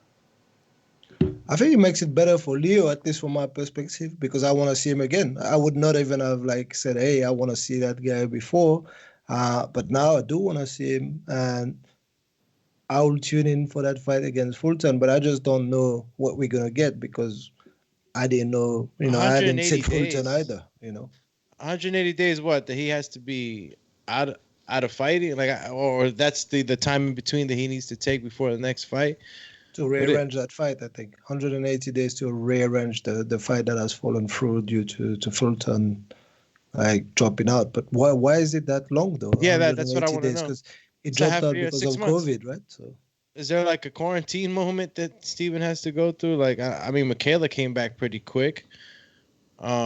Is it because of Angelo maybe, he having to sit out? But in anywho, in 6 months, I mean, Angelo could probably fight again. I mean, any reason as to why 180 days in this? They got 180 days. He's the mandatory.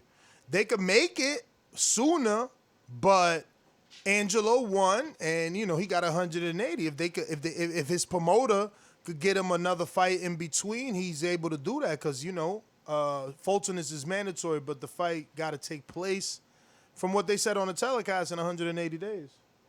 Man, they should. If I was in Angelo's side, I'd keep him busy with an in-between fight. Keep that man strong. Something not too crazy, nothing that's gonna get him into a war, and then jump into that fight with Fulton. I mean, what do you think, man? I don't know. I think if he was ready to go with Fulton like last night. Why not do it, right? Why not do it again? Rel is saying it's because of the COVID, because he did test positive, where everyone else. Well, no, because Michaela Mayer tested positive, and then she fought 3-4 weeks after. But that's because she retested negative. She got another test after she quarantined for 14. I don't know. Yeah, that doesn't make sense because also Jamel Herring tested positive and quarantined and then fought. Yeah. So I don't know. I don't know why, but I they guess they probably got don't have to. maybe But it's if they can do it sooner, I'd like to see it sooner than maybe that. it's just the rule from the sanctioning body, like you gotta fight your mandatory within 180 days. So obviously the promoters can negotiate beforehand. But Okay, so I it know could that's happen what sooner. I know that's what was said on the telecast. You know, it was Brian Custer. He was interviewing Stephen Fulton on Skype, and you know he's like, "Yo, you know, now you gotta wait 180 days." You know, Fulton was smiling. I mean, yo, I don't know. I'm wondering did the odds change? Cause yo, that kid Leo looks huge. That's all I could say throughout the fight. I was like, damn, this kid is so much bigger. I Yeah, thought frame. I thought he was like a welterweight or something, man. And they you know, obviously they was fighting at 22, but he looked big to me. I know Mitty didn't necessarily agree with welterweight, but he looked big to me. But Broad yeah, shoulder for sure. Broad shoulder, but yeah, I don't know, man. Like, uh, how is Fulton like in terms of like his style? Is it like he's similar like to Tremaine. Yeah, he's like Tremaine, but obviously similar to Truman? he's gonna have Has he to. got an engine? We gonna find out. Because Leo has a good engine, man. Very good engine. Yo, listen, Fulton either won or lost to Joshua Greer. I think he beat Joshua Greer, right? That was the first, Joshua Greer's first loss. Fulton might be undefeated. Oh, is the guy who upset like Joshua Gray? Yeah, early though. Ah, Yeah. Fulton took a lot of people's O's. Like he's been beating a lot of people for their undefeated record. You know, Adam Lopez beat up. few people. Damn. But yeah, man, that's gonna be interesting. But so you guys agree better for the build up. Yeah, I think this little turnout right now, whatever happened, and I think it just makes it for a more interesting fight. And I think that Angelo Leo is the beneficiary, really, of everything that happened. He looks like he came out looking good with all this. Guy took on a guy that he wasn't even training for, a southpaw, losing takes him out. I mean, he just a lot of good for Angelo in this turnout. Listen, I want to see it like sooner than 180 days. Though obviously, it has to be better for the build-up that we've seen Leo in action, so that's good. But I don't know if we gotta wait that long. If we can get it sooner, great. You know, and Yeah.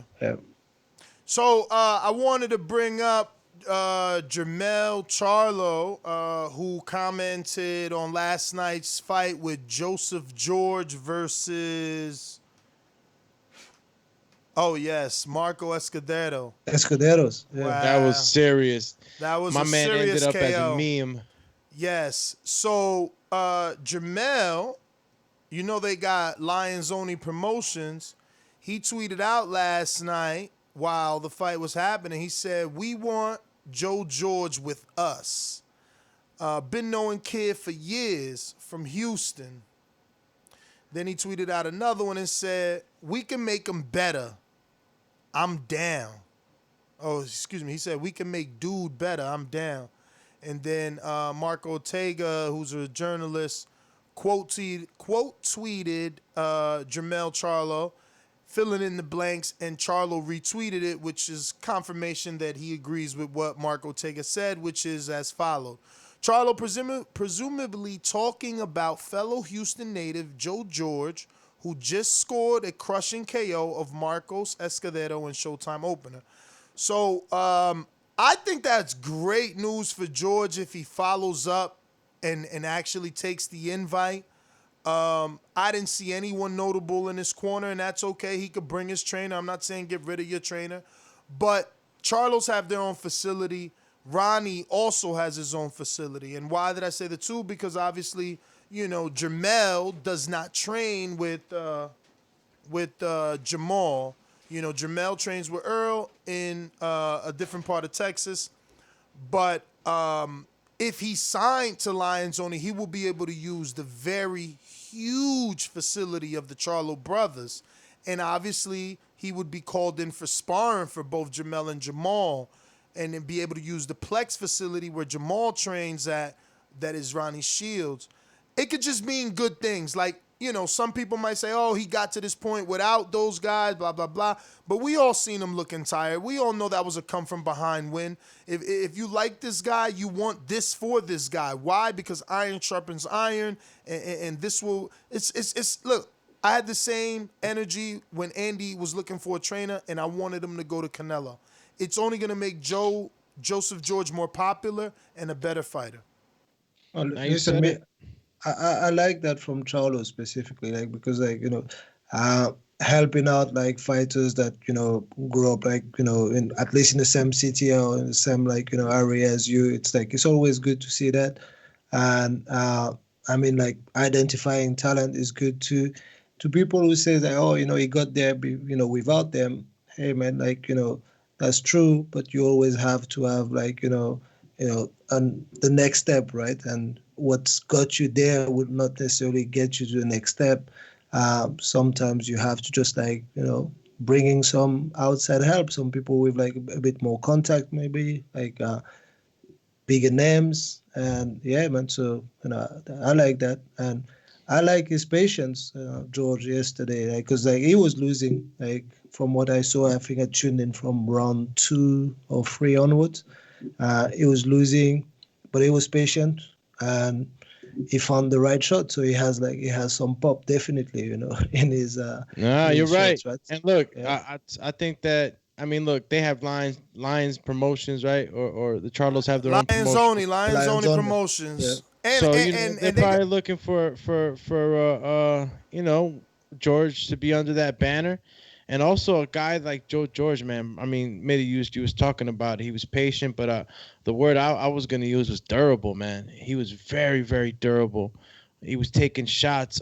I mean, a lot of shots. I mean, he blocked a lot of them. I think that his winky right style of you know, high guard was terrific. He was able to block a lot of them, but a lot of them were coming into the right and left side of the body. And he managed to stay durable, and he still had the gas and the will and the composure, you know, to get a shot or see the opening. I mean, we sometimes like to call it lucky punches, man, but I think it's discipline, man. It's discipline and definitely composure for you to be losing all those rounds and then still have the composure, discipline, and the durability after all those punches hitting you to get a shot in like that and win the fight in devastating fashion. So a sparring partner like that over at the Lions Den camp, it's golden. Listen, like, I think durability is like a great attribute to have, but I'm always worried, and you know, when I hear like it's one of the first things that we mention about a fighter, then to me it means that, you know, it's great to be durable, it's great to be able to take a punch, but I'd rather not see it, because it means that, you know, you don't get touched that much. You're able just to get out the way. And we're going to talk about 2 fighters a bit later on, like who the first thing that comes to mind, oh, wow, great, they're durable, they're warriors. Whenever people use that type of vocabulary, to me, straight away, it talks to me, man. Those guys need to be a bit careful and need to look after themselves a bit more for the longevity of their career. I mean, but did you see Fulton? I mean, I get that, but did you see Fulton as being one? Did you see George as being one of those guys? Because no, absolutely not. It was a bit better than way better. Because when you say a guy like, let's say like who was a great forward fighter that got hit too much, let's say Provodnikov, you know, he when I say great fighter, entertaining fighter, right? He was an entertaining fighter, but he got hit too much. But that's not what I saw in Joe George. Joe George didn't take too many hard shots to the head. You know, his cover-up game was very good, and the durability was mostly to the body. Obviously, you don't want to be taking shots to the body too much, right?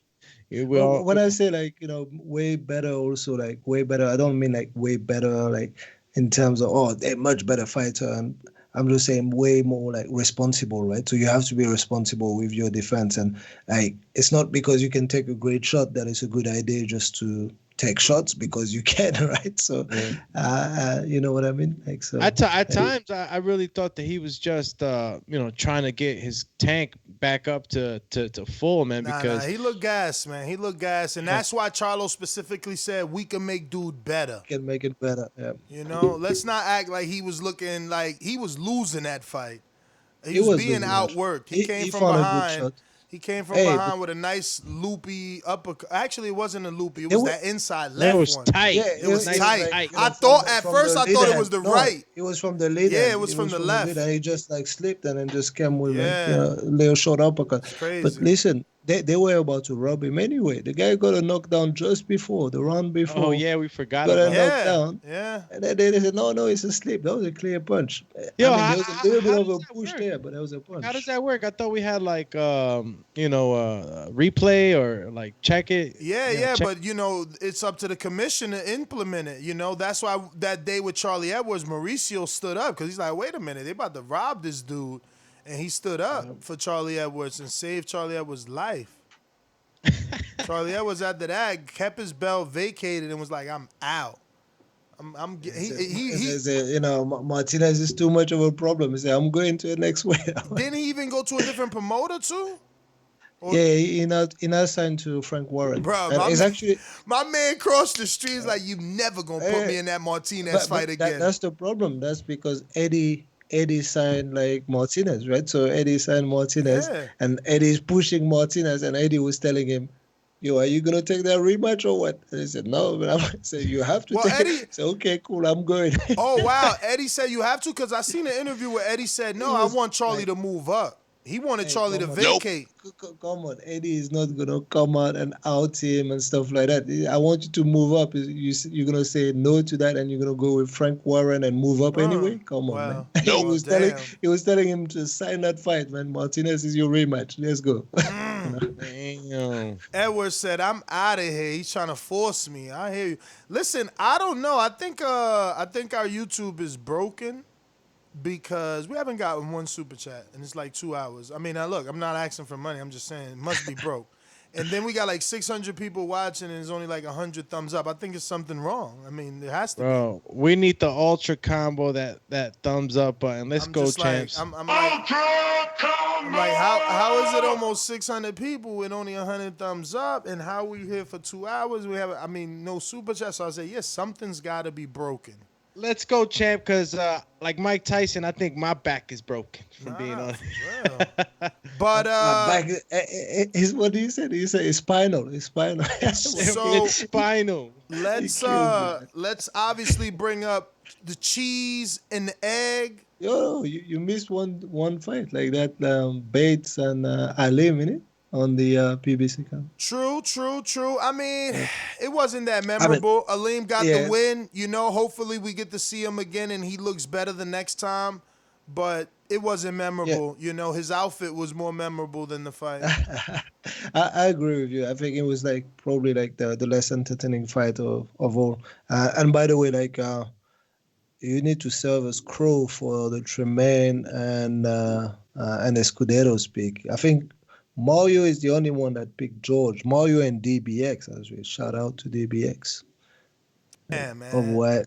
Shout out on the super chat. John from Michigan says, "Shout out TBV here, rain or shine." Shout out to John. Yo, thank you for letting us know it's working. I honestly, I thought it was broke. I'm like, what's going on? Yeah, I didn't know George, man, so I had to go with what I knew. I thought Escudero was gonna learn whatever he needed to learn, and you got Cunningham now, but damn, bro, that didn't even get it done, bro. I mean, he was so raw, like he was not. He was like, yo, bro, hands down. It was crazy, but whatever. Yeah, man. Fabio Wardley over on Matchroom. Well, I guess we got to start with Dalton, right? Dalton was first. Jordan Gill. No, Jordan Gill was the first fight. Jordan Gill against Gill. Yeah, I didn't watch the Gill fight. We didn't do it on the live fight chat, but it was there. Gill the thrill. Yeah, the Afro. He did his thing. He just got the win. So Mitty, no bull but you introduced it to some okay guys, man. I like Which Dalton. one? Which one do you like? I like Dalton, man. Dalton did look good. I can't front. He looked good. Listen, I'm not gonna lie to you. I And- need to check and his something out. And I should have opponent- checked it out. I should have checked it out before the show.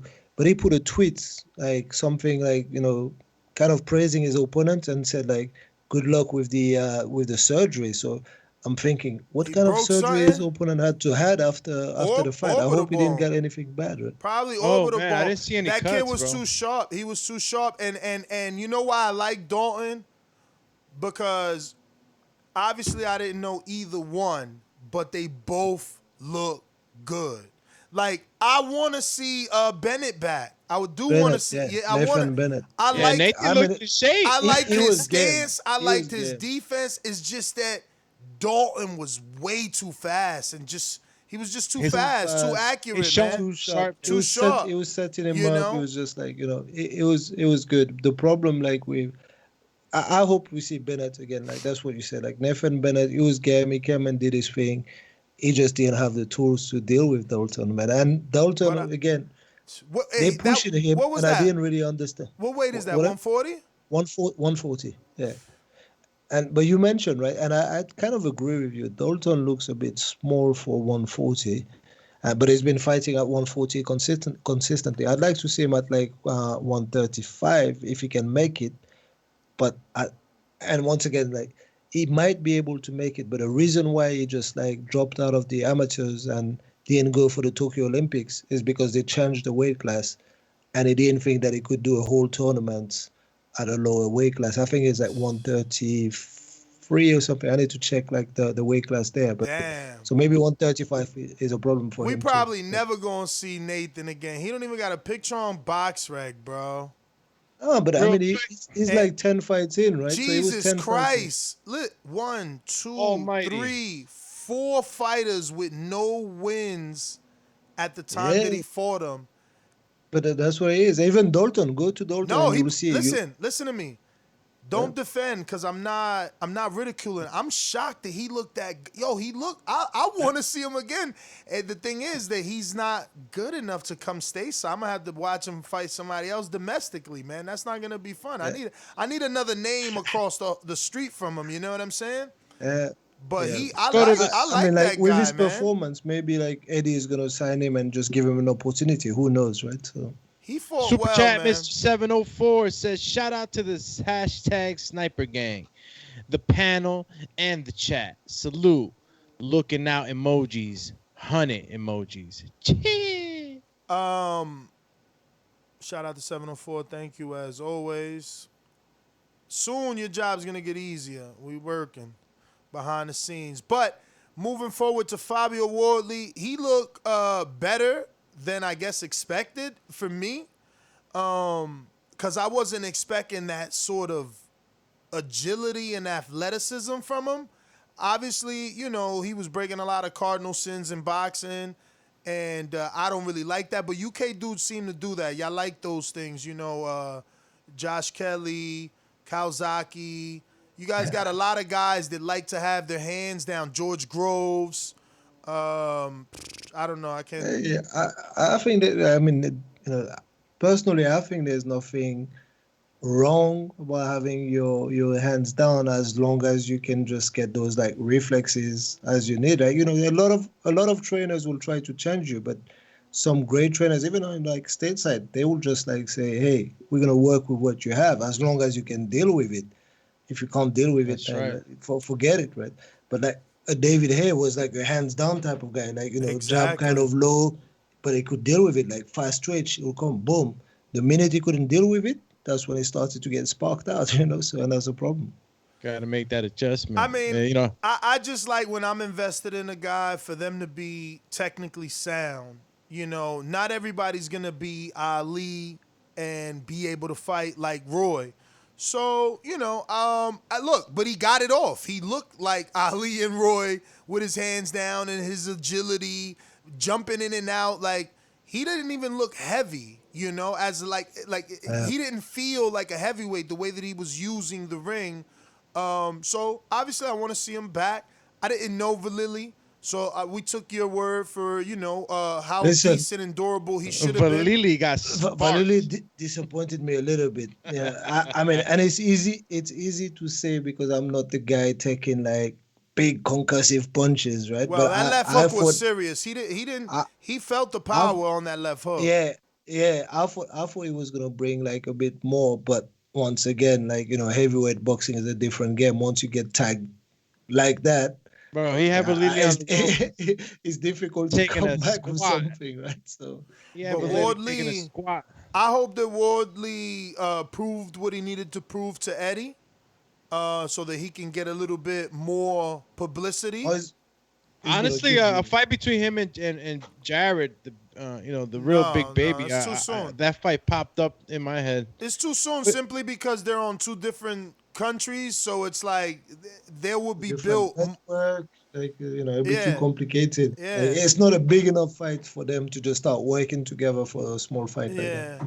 But stylistically, though, I see them both, in the same way. They were fast heavyweights. Just won't be worth it right now. How much you gonna pay those guys to take a loss to each other internationally? I'm not saying now right away. It was just when I was watching the fight, when I was watching Fabio fight, I just thought about Jared and I was like, man, they have similarities to them. Yeah, I agree. I don't know about about them fighting. I didn't mean it for them to fight right now, but a fight would be interesting. But it was more of me just looking at them and wondering like what would that look like down the line maybe. But the style, the way that these heavyweights move, and they're smaller heavyweights to be honest with you, him and Jared.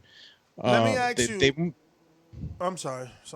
They move good enough, but I'm gonna have to see how Fabio does against big guys. Valili didn't give me that sort of test.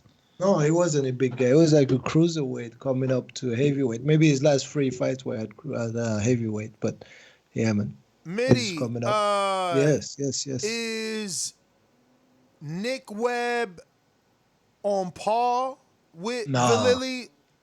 Nah, it is not like and you won't like it. You won't like it because Nick Webb won't even give you like Nathan Gorman kind of like reminiscent. Like Nathan Gorman is better than a Nick Webb, for example, and you won't like the aesthetics of it also. Right? So, that's another network though. I'm trying to see because I don't want to rush Fabio to a Dave Allen. Listen, they're gonna bring him like some opposition that we don't know of, like Eastern European guys that are still developing as well. I think that's the kind of route they will go down for the next like few fights, and then until you can get like a Dave Allen, for example, but maybe I'm just like being too pessimistic on how quickly they want to move him, but I think that's what they'll do. They'll bring like a few names that we don't really know of, maybe for 2 or 3 fights, sucks. and then I don't understand that. Like, you can find notable losers. Why go get unknown losers? That doesn't make sense to me. The unknown losers that gives you the experience that you need. You don't know them, but they probably will make you go a bit longer than the 3-4 rounds that you're doing right now. I don't even know if he's fought more than like 6 rounds, right? No, that was his first 10-rounder, Fabio. No, but like actually, has he gone past? I don't think he's gone past. I think he's just stop people like early. You like Bruce Trumpler told you, right? You want to get people. It's not because you don't know them, but if he gives you like an 8 round where you have to just go through things and we can see a few things, then it may be better than a notable name, but that that he's gonna get rid of him anyway, right? So it's just like 6 rounds. I mean, I'm not saying a dude like. You could get a notable name like Amir Mansour, but we heard he's locked up, right? You could get. Oh, really? Yeah. You could get like on your side. Mahmoud Shah. Manuel Char. But he's still young though. He's still young.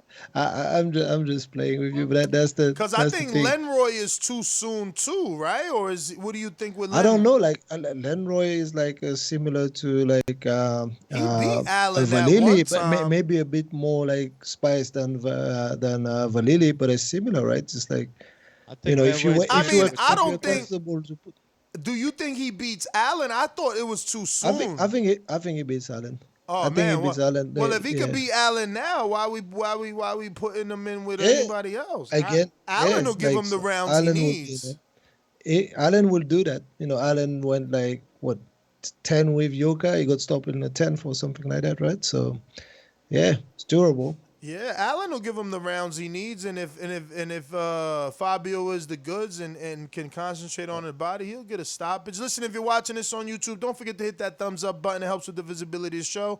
Lets us know that you appreciate the content. And if you haven't done so already, go ahead and hit that subscribe button. We're at 115,175. Let me hit this refresh, see if anybody joined. Bring back the... Yes. Anybody join? Bring back the Australian, the Australian dude like that Dillian dealt with, like his name. Real quick, let me ring this. We at 115,189, so we just need 11 now, right? That sound like that? Let's go, champ. 11 more to get us to that goal of 115,200. So if you haven't done so, hit that subscribe button. Helps with the visibility of this show.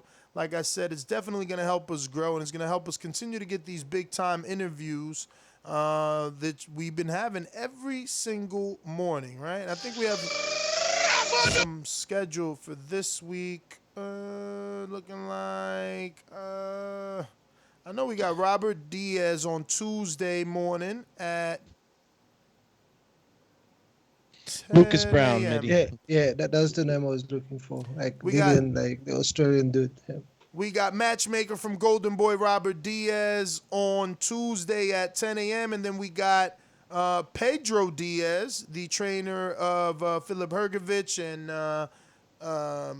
Guillermo Rigondeaux and heavyweight Tyrone Sponge on at 9:30 on Wednesday. Yeah, and we got a few others. I didn't fill up the calendar. Oops, I got to go fill it in. But we got some others. We'll have those respected posts on our Patreon page so you can ask whatever guests we're going to have on the show a question. We're also doing Untitled tomorrow, 7 p.m. on Patreon. So if you haven't done so already, join our Patreon page for more exclusive content. And catch us on Untitled, where we sit back, relax, talk everything, not just boxing, but anything you want to talk about, movies, all types of stuff. But yeah, man, I think the last topic is obviously Adrian Broner. Cheeseman, yeah, damn. Eggington, Tennyson. Go for it. Damn, man, Mitty's like, yo, don't forget about the fight. Go for it. Come on, man. Yo, you know, I was invested in Fabio. I wasn't invested in all those other guys. I was there for Fabio. Actually, look, the Eggington fight was official. I like Cheeseman, bro. Cheeseman made me a believer as the rounds kept going. He was not stopping. At first, I was like, I got too much muscle. Look at him. He gonna gas out. And then he started showing me these angles, and I'm like, wait a minute, like this guy's not he's strong as hell. He got angles, and he don't stop.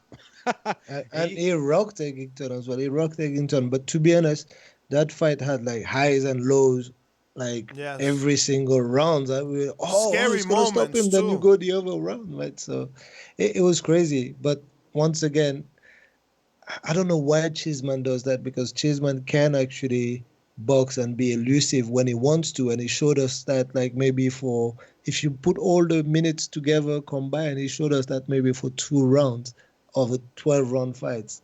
But I mean, he loves getting into wars and tear-ups, and I don't know why he does that, because eventually for his career that's not going to be good, man. It's just way too many of those fights. Like Cheese is gonna expire pretty soon if he keeps taking shots. I think so. Yeah, like I mean, like, if you watch this fight against like Martinez, Sergio, so that was like kind of not Sergio Martinez, but I can't remember the name of the Spanish dude. I think his first name was Sergio.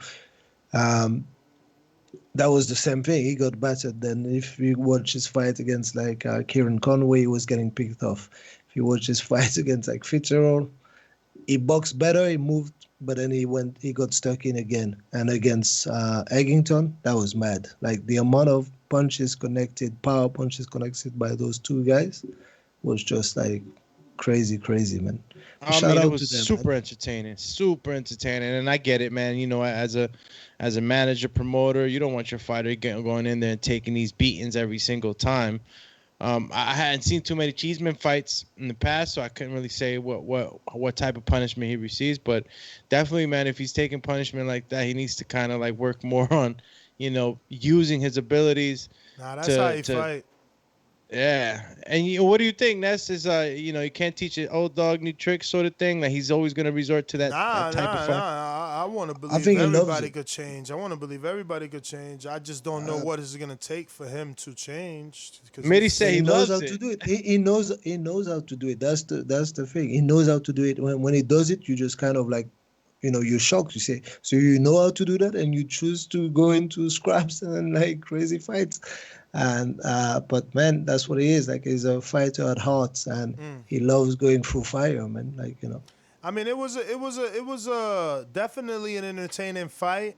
I had no clue Eggington was ranked number 5 in the IBF at junior middleweight. So now Cheeseman is there. But yeah, I mean, we kind of went over it yesterday. You don't believe that he'll be putting anything big, and instead he'll get something domestic with like Liam.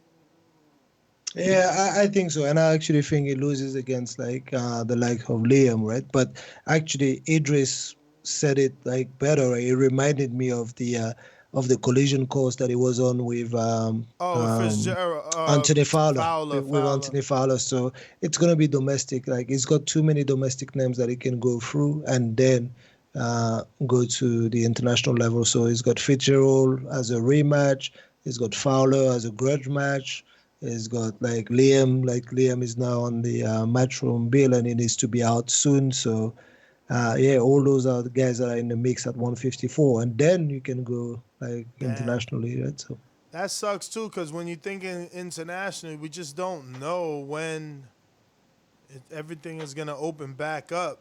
Because it's not looking too good though, even man. For them, even for them, it sucks, right? Because like Fowler and him would have been domestically, it could have sold some it would tickets. have been good. It would have sold, and it was getting this bill to sell, right? It would have sold, man. Even Kell Brook, you add Kell Brook to that mix at 154, depending on what they want to do with Kell Brook and what Kell Brook wants to do. Yeah, whether you he know wants what? to cash out. They should serve Cheeseman to Kell Brook so Kell Brook could get that ranking. But that's the thing. But Kell Brook wants to be served only to a big like US name to make bread and then go, right? Well, actually, Kell Brook is ranked, I think, 10 in the WBO, actually. Trying to ride into the sunshine. Yeah, I mean, like, I'm sure Kell Brook is going to tell Eddie, what are you doing to me? Like, just, how are you going to tell me I'm going to get, like, beat by Crawford and get, like, decent amount of money and then retire? Instead, you send me off proper, war. Eddie. Send me off exactly. You're giving me a war with Cheeseman. Why? Why are you doing this to me? Dan, you think Cheeseman would take Brook into a war? I think Brook stops him, man. He takes everyone into a war. That's the type of fighter he is. I didn't say he wins or whatever, but it will be a war. That's the type of fighter he is. Did you not see the intensity that he brings? I don't think so, man. Kell Brook was able to hold Porter. He'll definitely nullify. Kell Brook is not the same anymore either, right? So that's the other factor that we have to put in that equation, right? I think whatever version of Kell Brook is more than enough to beat Cheeseman. I watched Sergio Garcia beat Cheeseman, and I seen yesterday. I mean, Eggington rocked him early. I think it was round 1 or 2. And that's Eggington.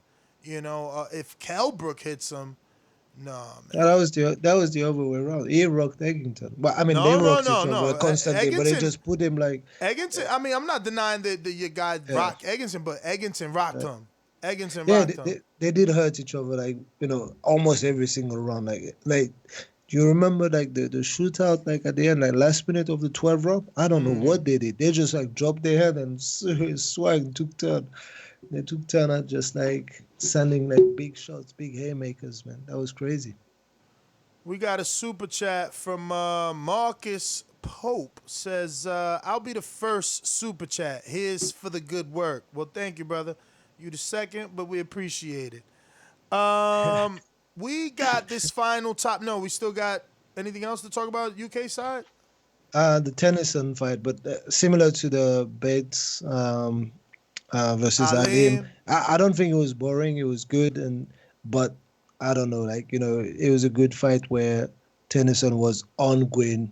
Gwyn did well for a few rounds and just did his best, like, to kind of like put the attacks off, but ultimately he got hurt, and then Yeah, man. Tennyson was a little tank. He was a little tank, Tennyson, and I actually thought that Gavin, did okay until he did well.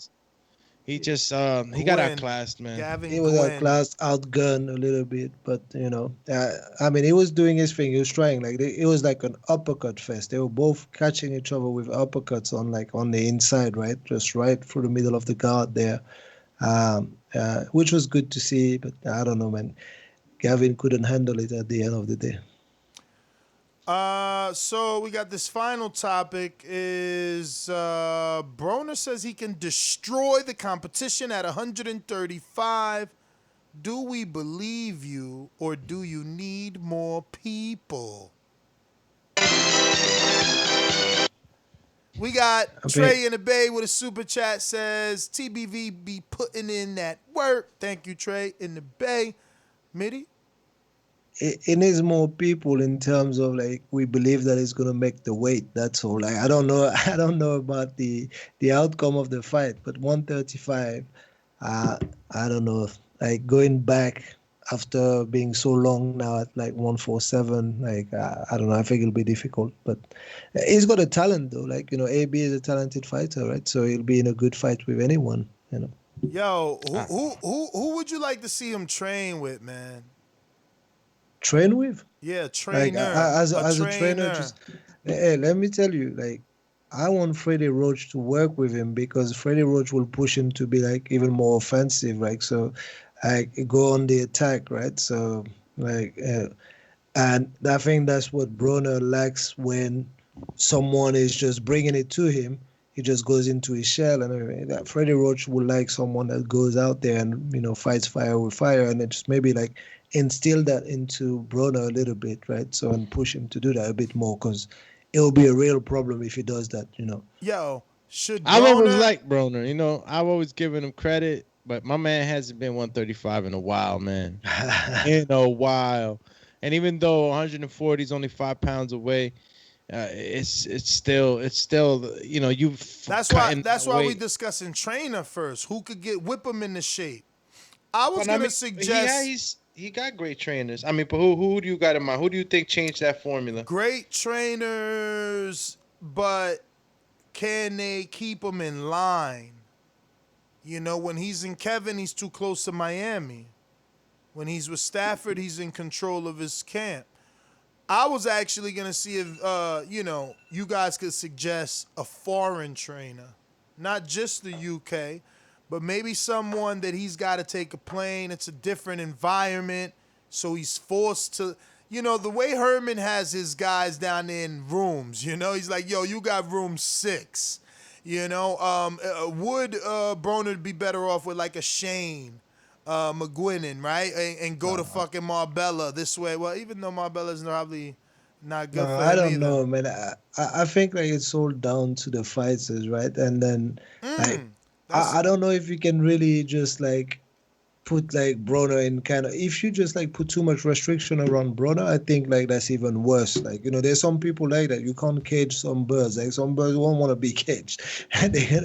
And like, I think that's the type of fighter or person that Broner is. You have to work with him and get into his mind. Maybe like make him happy, but in moderation. Like, a happy fighter will just come back and get like his like motivation. And I think, when I see him and the way he behaves, I think that's the mentality that you have to go with him. If you go like all out authority, I'm going to lock you in and do all those things, I don't think you're going to see a good Broner. You're going to see someone who say, I said, I'm out, man. I'll do whatever I want. I'm my own man, so. All right, but who we placing him in the ring with at 135? Like, there's a bunch of people, but we got to give him some tune-ups. Give him Yeah. Give him a guy like Ivan who's not 135. He's at 47 now, but yeah, give him somebody like an Ivan. You know, I don't know. He got some rematches he can do down there too. Some Oliver Kurdievs and Ashley Theophane. It's just he's got to get fights to work the weight down. You know what I mean? Someone needs to invest in him. I like the Ben Davison. Someone texts Ben Davison or said Ben Davison. That would be interesting to see. Ben showed Tyson how to get down in weight. That would be interesting. Someone said Bomac. That would be interesting. Can Bomac, He cool with Earl though. I think yeah, but Bomac is strict. You know, not strict, but like they run a nice ship over there. You don't hear no bull crap over there, and it's real legit sparring over there. And then he's got Jamel Herring. That's somebody he knows. Like he knows Jamel very well. So maybe that could bridge the gap. Yeah, no, I think like with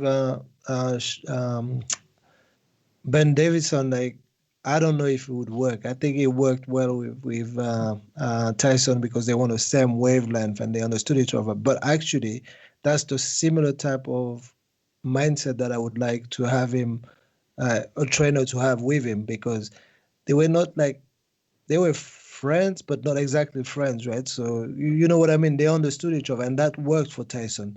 Tyson needed someone that will support him and saying, you know what, I'm going to give you free time when you need to have free time, and then we're going to work when we're going to work. When we're working, we can joke. It's not all about like authority and doing all those things. And that's what made like Tyson come back in the right frame of mind and drop the weight. So I think we need to find someone like that for Broner, just because I think that Ben Davison and him will not hit on the same wavelength, I think, right? So they don't have the same kind of jokes and all that. So. Yeah, I get that too, man. But I mean, at the end of the day, I think Broner's just trying to stay relevant, man. He ain't fighting right now. He's saying his piece on how he feels at 135. But I mean, is he really serious about it? We don't know whether to take him serious or not. Could I see him competing and giving those guys work? Of course, man. We talking about a 4th division champ, right? 4-time champ.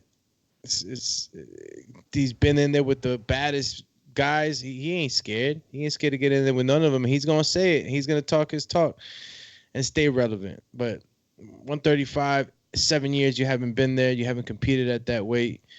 You're gonna have to you're gonna have to like make us believers, man. You're not even thinking about boxing right now. Sam in the UK is saying that Robert Garcia recently said that he would be willing to train Broner. Before I get your thoughts, want to ring the alarm.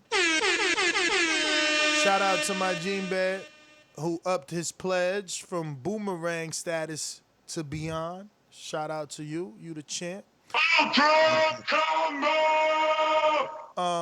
But yeah, what do you think about Robert? Robert, Yeah, that would be Robert that is would good. that would be Robert like is a good. that would be like a media frenzy. You know, like everybody would be like, "Oh my God, he's going with the guy that beat him with McDonough." Like, yo, Yeah. wow. Why not? Why not? Sometimes you have to do that. But I like Robert because Robert would be in the same mindset as Freddie Roach that I mentioned earlier. It's like you go out there to win the fight. You don't go out there to win it just purely on defensive skills, but I want you to go out there, be on the attack, and really put your combinations together, right? So I think that's a good training for him. Yo, I know. I heard something.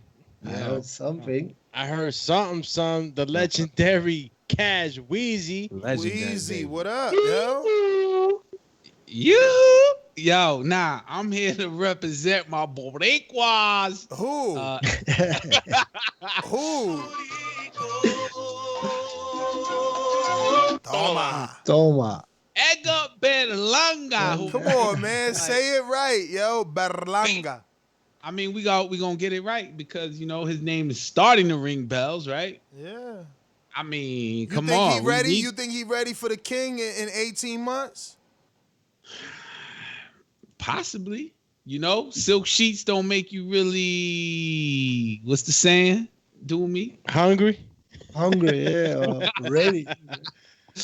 And I'm sure Berlanga's still sleeping in the caseríos if he not in from the BX. Nah, Oh, he no, definitely bro, he from New York. He definitely from New York. My man got hella swag though. He from the BX He or ready. BK? He ready for the big leagues, I think. I think so too. For but the big you know, show. He ready for the big show. I don't know how he gonna perform in the fight, but he ready for the big show. I don't think he ready for Canelito though. Listen, Yet. but what's wrong with Berlanga losing early to Canelo the way Canelo lost early to Mayweather though? What was Canelo's record? 15 or what? Nah, because Canelo ain't had no amateur background, so he had to learn on the job. Berlanga got the amateur background, so he doing what Canelo didn't have the time, of course. Yeah, but Canelo is already like, CEO status in the business of boxing, meaning in styles and fighting. So he knows the finances, he knows the everything. He's just too advanced for Berlanga. Yeah, but again, for Berlanga, it's a shot and a paycheck, popularity. It's an opportunity. It's like when Victor Ortiz fought Mayweather. He wasn't ready. He was getting it because he was Mexican. Nah, he did it because he beat Berto. He beat Berto. You right. And in an awesome style. Berlanga, he's got knockouts. We don't know. Is it Berlanga? How you say his name? Berlanga. He got knockouts 14 times, but I don't know any of those people he beat. We knew Canelo on his way up. And you ain't know Canelo at 15-0, man. You ain't know who you knew him fighting. when he fought Mayweather, though. You knew who he fought. No, I knew him before Mayweather, obviously. Yeah, he fought the Kermit Centrons and the everybody before. So whoever he fought. But anyway, I'm saying that I'm gonna use Terrence Crawford line. Yo, that's the amateurs, man. We talking professional level now. So who you need to see him fight to make you be like, yeah, let's go? I need to see him on prime time. I need to see him continue them knockouts. I need to see him get tested. I'm not counting any of these lockdown bubble fights. I mean, Eric Moon ain't no bubble. I mean, he a bubble, but I mean, he it was considered a step up. I like that name, Bubble. I like that tag, that label, Bubble. You won't get popped like a bubble. So yeah, people are popping in the bubble, and people, and I'm not talking about with pads, but with not getting knocked out. So Berlanga gets that credit, but you can't compare that and throw Canelo in his trajectory like immediately. He like, throwing you ready for Canelo? There. He throwing himself. He said 18 months. 18 months. I believe the man. That man look big. He is big. He 168. Young too. He would be facing. Yo, is he Canelo. really 6'1"? Bruh, he big, man. He looked pretty tall. Now what's Who Canelo is height? Lee? John in Michigan said, give him Lee. Who is Lee? Maurice Lee? Nah, he talking about Maurice the Lee. Maurice Lee 147. He talking about the other kid we had on the other day, man. Who? 168? The Asian kid, man, Lee. Brandon is 147. Nah, man. Yeah. That's 147. Yo, what happened to Brandon Lee? That's crazy, I'm sure right? they're talking about Maurice, because Maurice be saying crazy things, but I don't know. Maurice is buzzing right now. It's 160, man. Maurice is and buzzing. they say Mike Lee. Mike Lee. Who's Mike Lee? Ain't Mike Lee. Caleb Plant. Mike Lee, yeah. I mean, not bad. I don't know him, Mike Lee. I know what? Caleb Plant. The one that Caleb Plant beat Caleb up. did him in. Caleb served him. I missed them fights, man. I flew in today. I had no Showtime out. I was loving to see a fight, man. I saw highlights on Twitter. I was so happy. You missed some good fights too. I saw a knockout highlight, the dude Joseph George. Yeah. What weight class is he in? That was 175.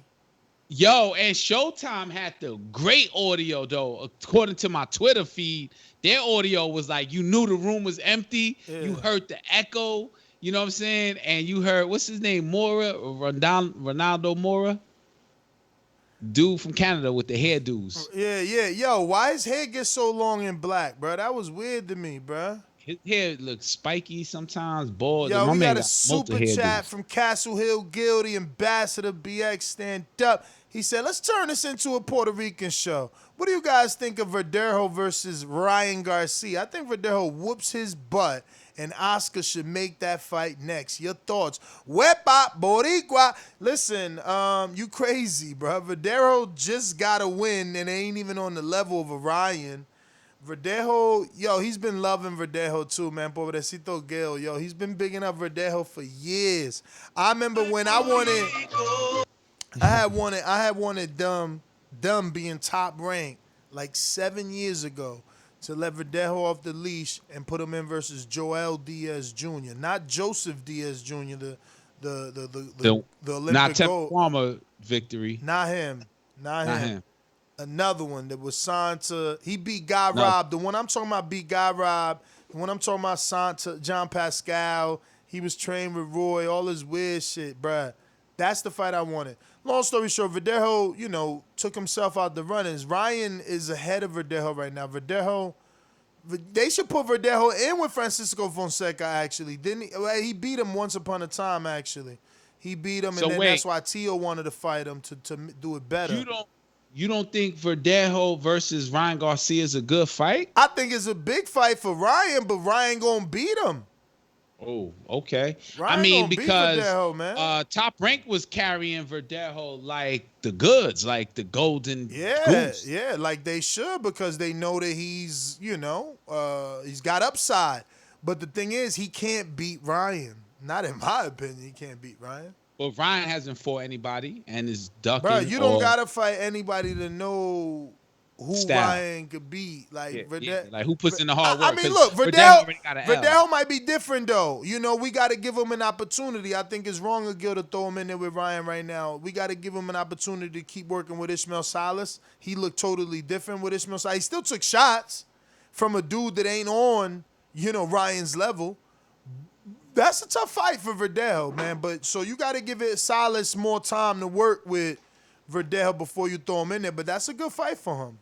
That's a big ass fight in my eyes. Yo, Mr. 704 on the super chat says, "Smash them thumbs up, courtesy of Sniper Gang." Join Patreon too.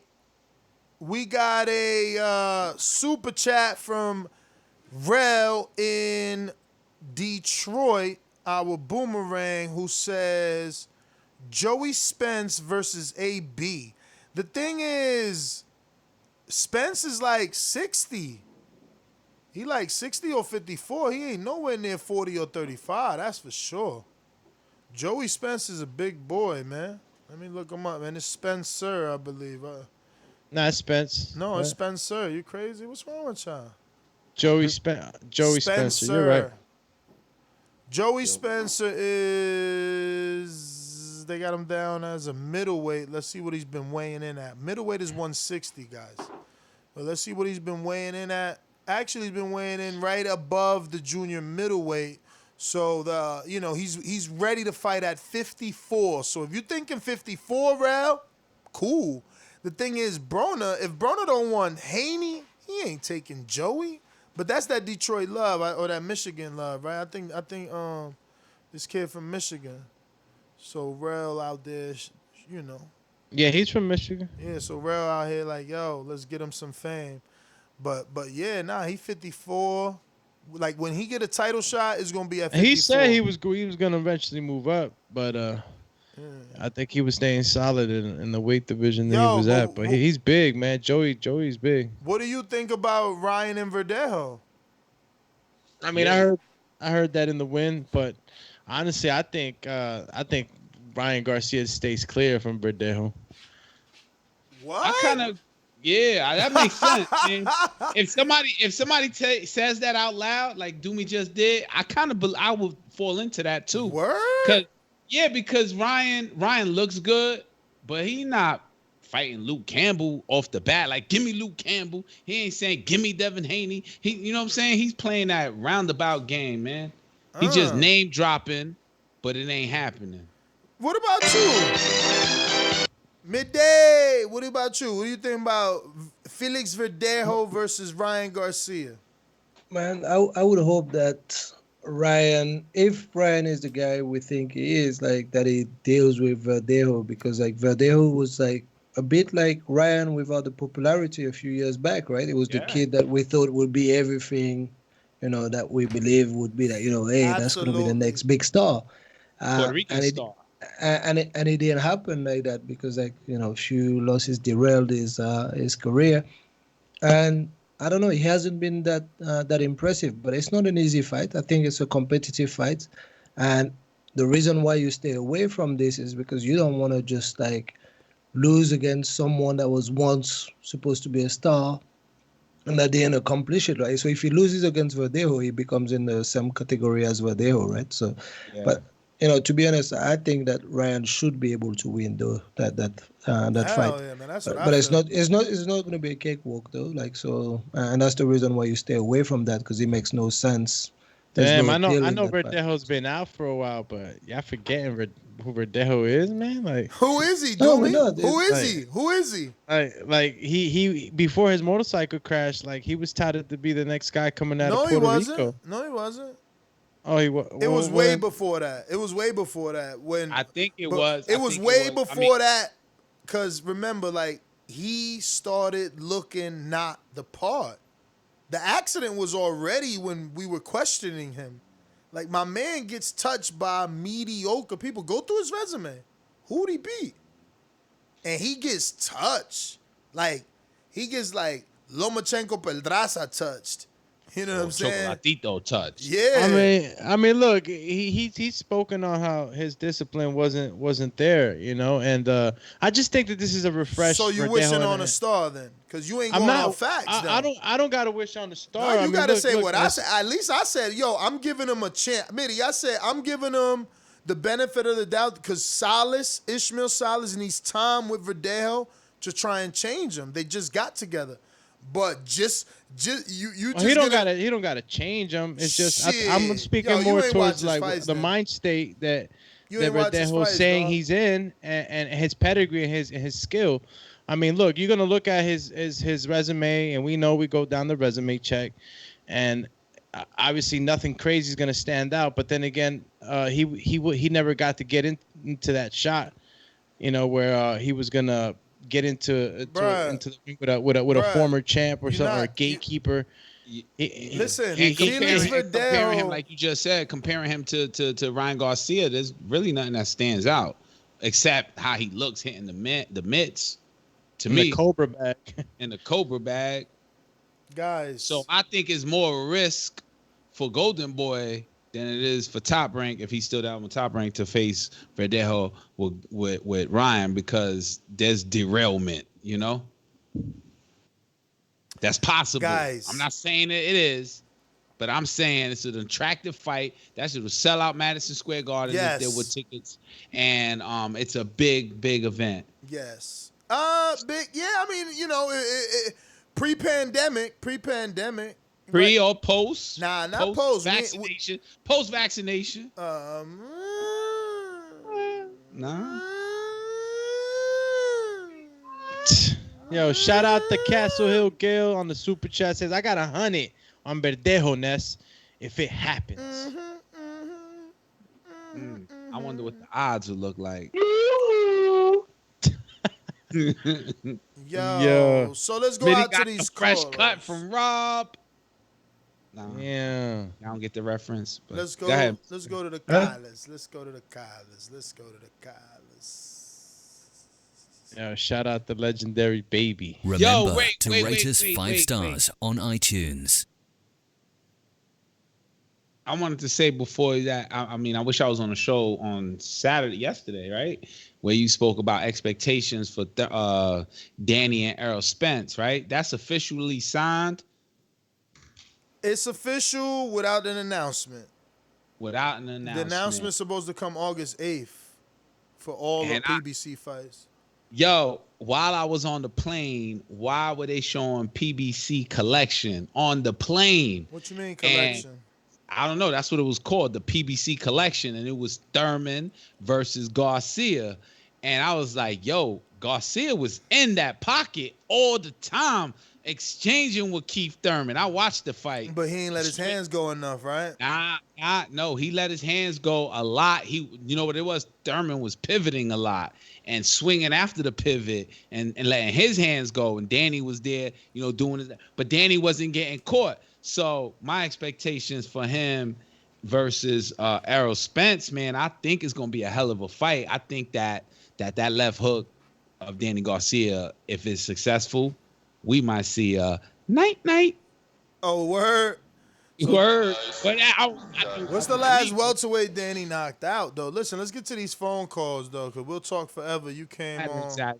These calls are brought to you by El Camino Electrical Services, experts in electric vehicle charging stations. For consultations and turnkey installation, visit us at elcaminoelectricalservices.com.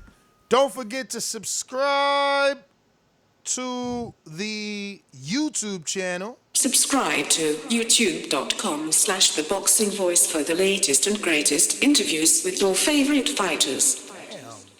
I should have never refreshed. We was at 115,189. I refreshed. Now we at 81. We lost 8 people. Type of bull crap. Type of bull crap.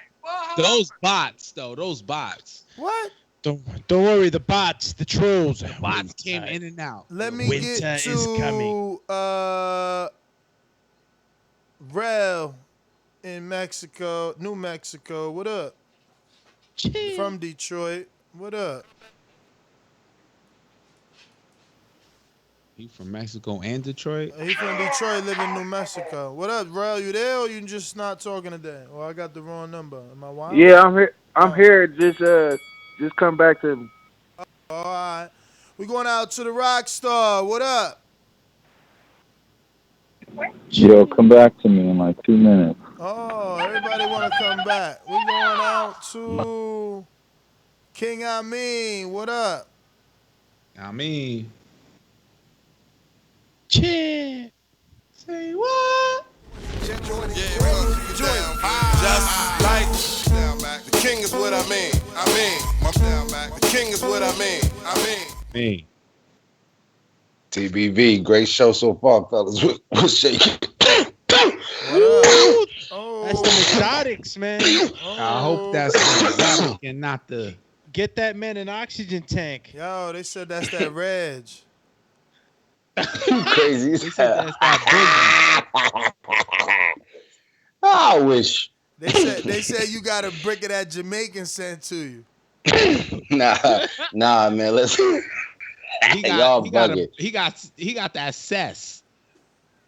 That's Sensamia. Sin Semilla.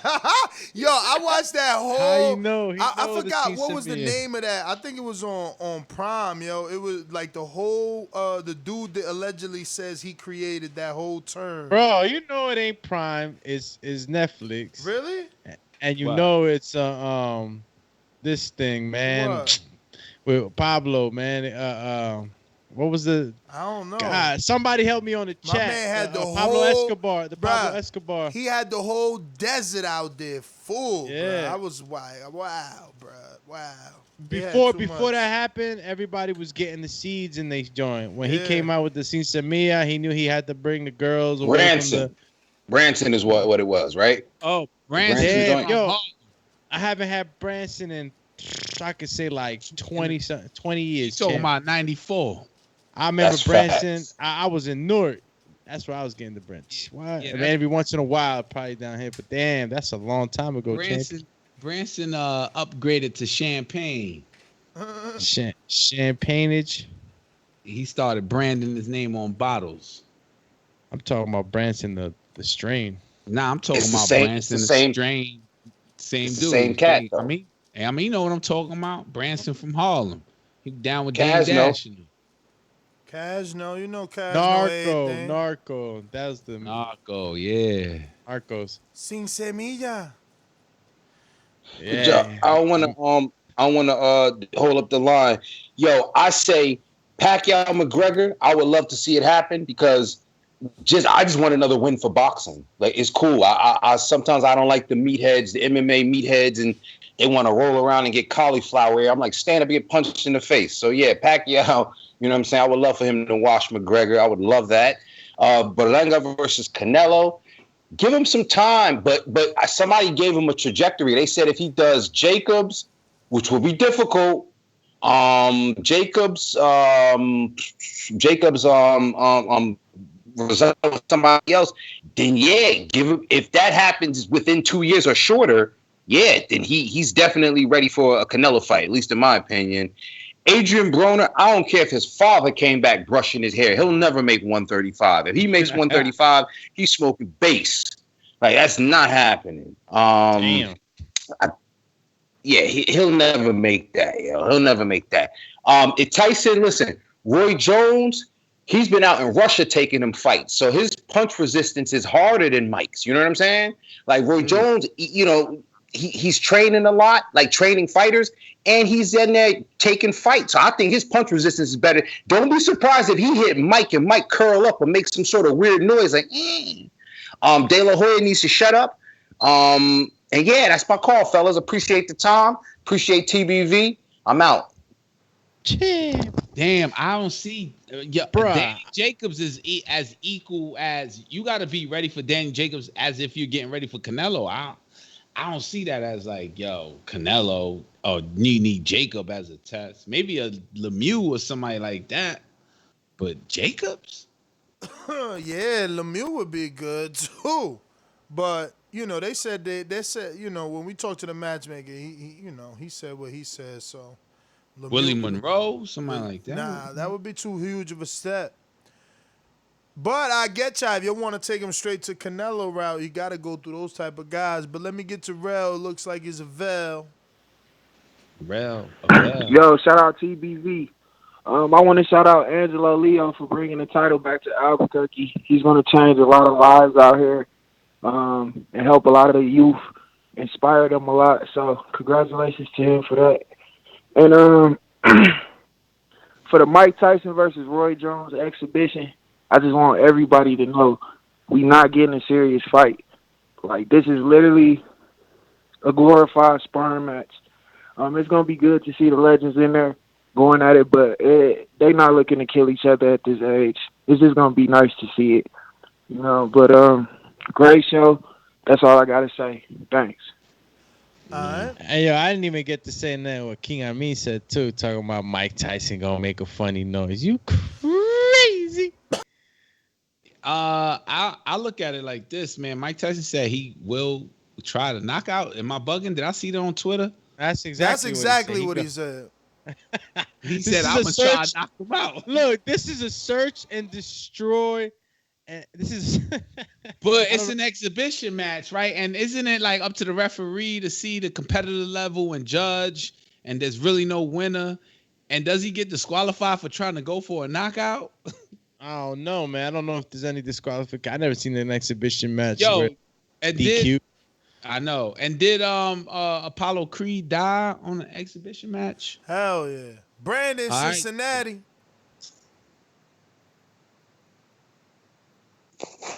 What's going on, fellas? Can you hear me?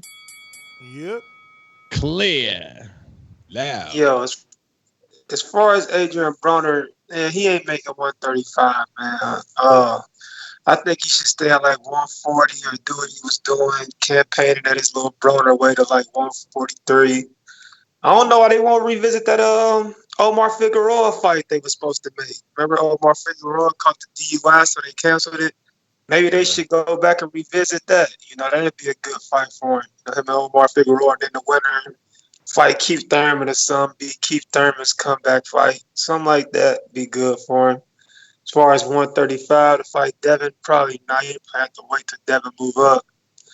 And Pacquiao and McGregor, man, I wouldn't put it past Pacquiao. He's trying to just make some money. He only really focused on fighting the best welterweights. Why you think he talking about fighting Mikey? So, I wish Pacquiao just relinquished that belt and just prize fight for the most money, man, because he's just holding it hostage.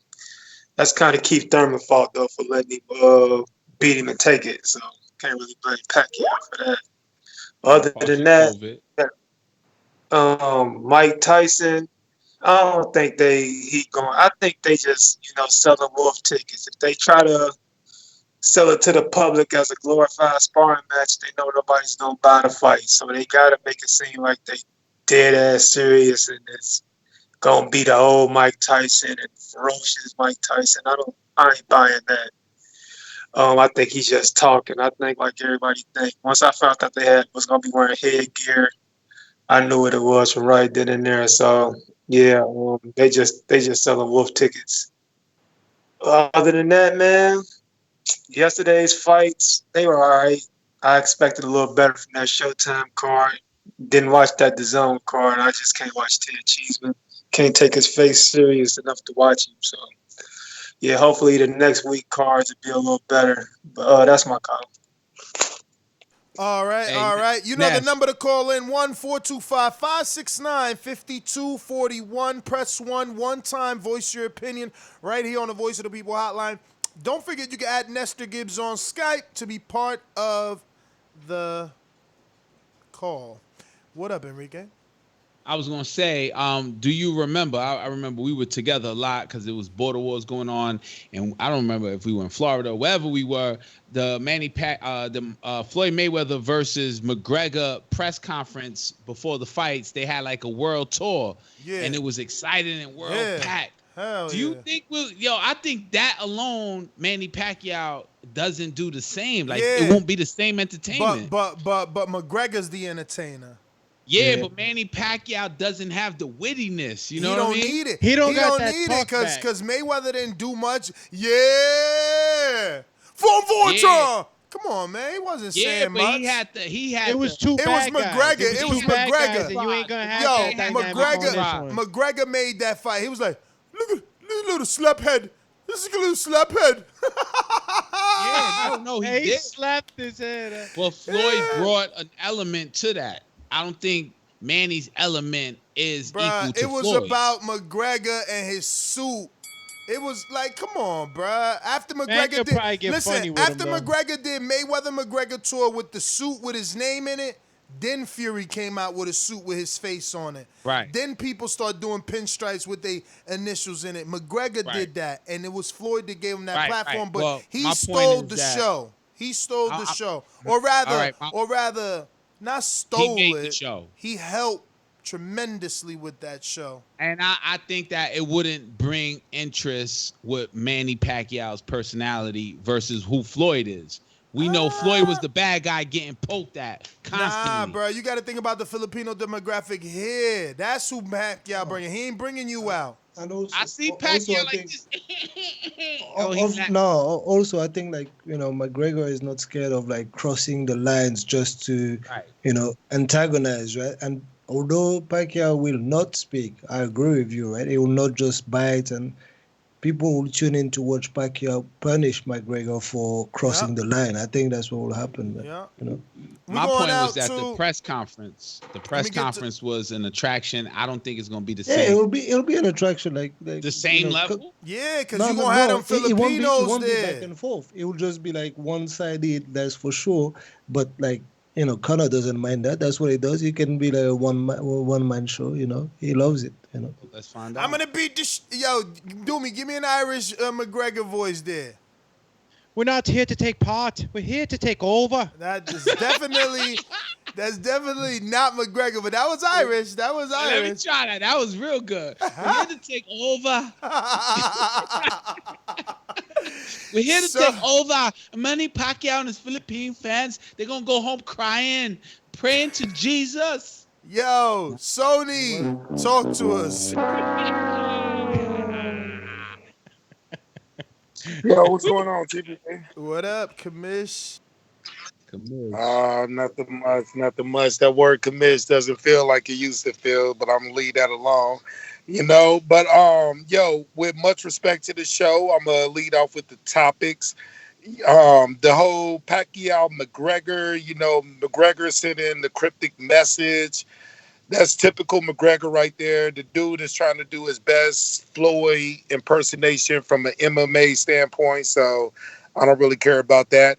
Edgar Berlanga and Canelo. Now, it's intriguing to me. It really, really is, because I think Canelo is in a position of doing to Edgar what Floyd did to him. So I think Canelo really should look at that. But I think taking that fight is real risky. I would not, if I was Canelo, Edgar, bro, he a beast, So he got to think about that. Hey, yo, as far as the De La Hoya in that tweet with Ryan Garcia, was he voicing that tweet at both Ryan Garcia and Luke Campbell, or just Luke Campbell? I think Ryan. I mean, people think he trying to tell Ryan to get it together and accept the offer.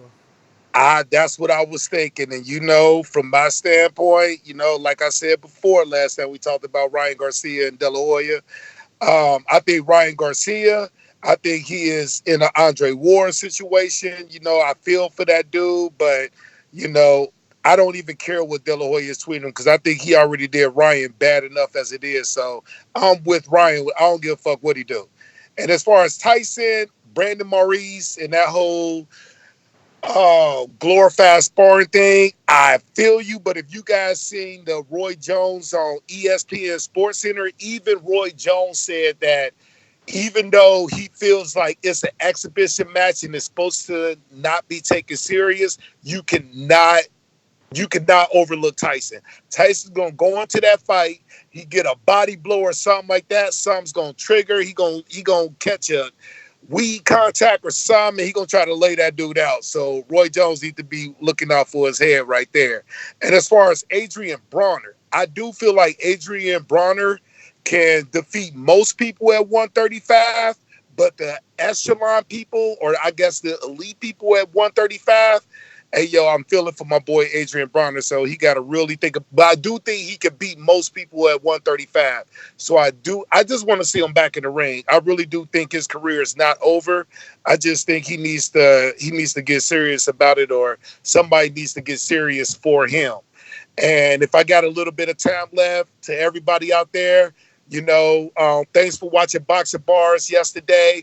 I apologize that I wasn't there. It was some personal going on with me. Never missed a Boxing Bars until yesterday, and I apologize. It will not happen again.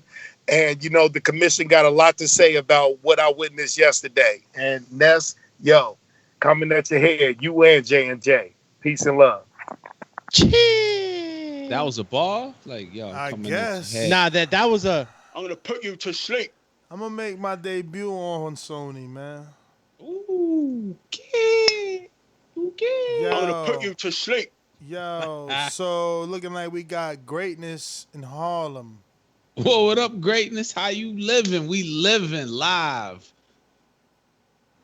I'm definitely living blessed, man. Today was a good, productive day. For sure. That's what's up. You sounding muffled though right now, like you underwater. Y'all hear me better now? Yeah, definitely. Like you ripped a page out the poetry book. Oh.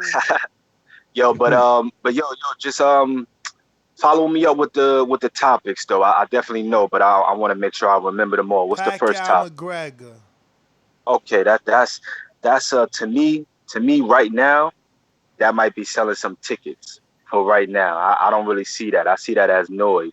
What's the next one? De La Hoya tweets out, "Stop effing around. Come on, let's make Ryan Garcia versus Luke Campbell final." That's hilarious, man. I hope De La Hoya call in for that bad impression, man. That'd be a good episode. But that was funny. That's you gotta be laughing though. Yo, man, De La Hoya, man, I don't really got no words for that, man. I don't know too much information on that. What's the next topic? Tyson tells TMZ says that he's in a search and destroy mission. That's what I want to get to, man. First things first, y'all know my approach towards the sport, and that's health. Health is over everything. You feel what I'm saying? I do feel like this could be good for the sport, but not, I don't want them to go in there putting their health in jeopardy. You dig what I'm saying? That's what makes boxing so different. I know many people would love to see it because of the nostalgia of it, but they're not the young men that we are thinking about. You know, these are young. I mean, excuse me. These are older men. Not saying that they lost it or anything like that, but there's a reason why there's an old and there's a new. These are legends, living legends right there. You know, I feel like with their knowledge, they could give knowledge and make the same amount of money that they could make in this expedition. And I think I remember the last topic. The last topic is with Adrian Broner.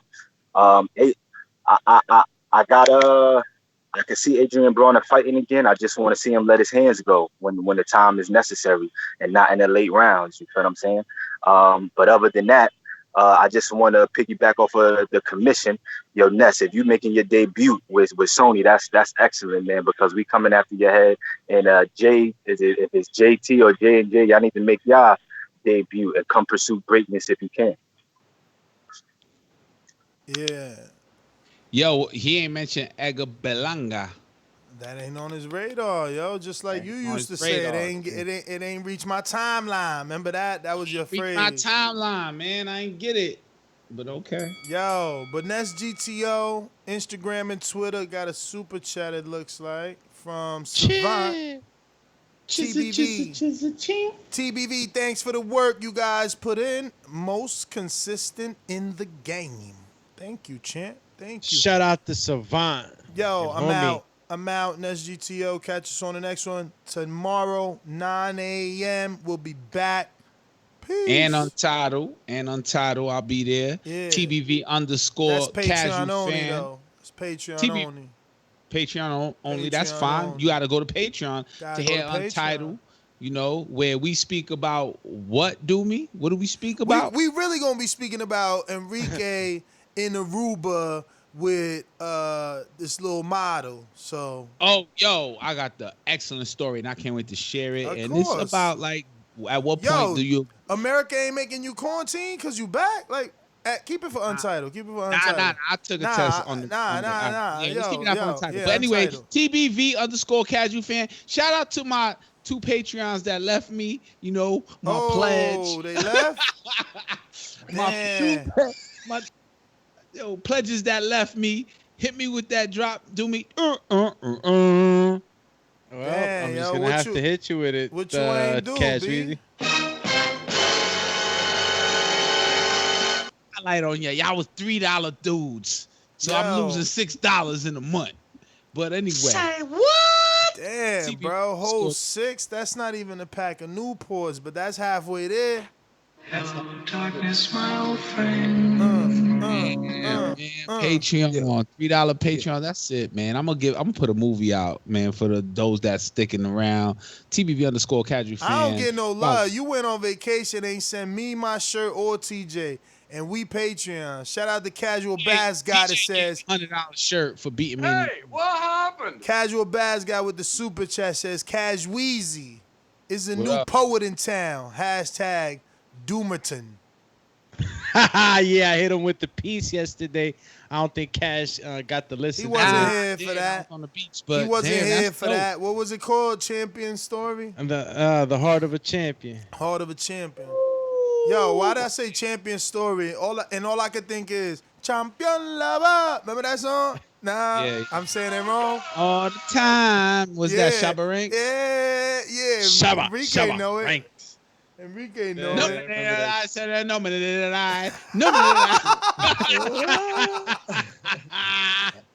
Yo, catch me on IG, Alex_Doomsday_LAINEZ. Same handle on TikTok, Twitter, AlexLinusTBB. Don't forget to hit that thumbs up. There was over 600 people watching tonight. We appreciate the love, surely. But we do appreciate it if you hit that thumbs up button. You know, it really helps us a lot with the visibility of the show. If you hit the subscription button, you know, welcome to the family. So you'll have that D at the end of that square box next to the bell. And if your bell ain't shaking, it means you ain't getting notified every time we go live. So hit the bell too, guys. All right. Yeah, that means you ain't waking and baking. You know what I'm saying? You gotta wake up and have that cup of TBV. You know what I'm saying? Because that's the best. Yes. It's TBV in your cup. So we'll see you guys tomorrow morning. Blessings to all. Yo, Coach Mide here. I'll see you next time. Looking forward to Untitled, man. Casual, I need to hear those stories. I need to know everything, man. I'm learning from you, man. An amazing story, and as soon as it happened and it was over with, I was like, this Untitled. Yeah, save it all for All right. Untitled. That's for Untitled. Do All right, say, peace, guys. peoples. Peace. Super chat at the end from DBX says, salute the panel and patrons. See you tomorrow. All right, DBX. Peace.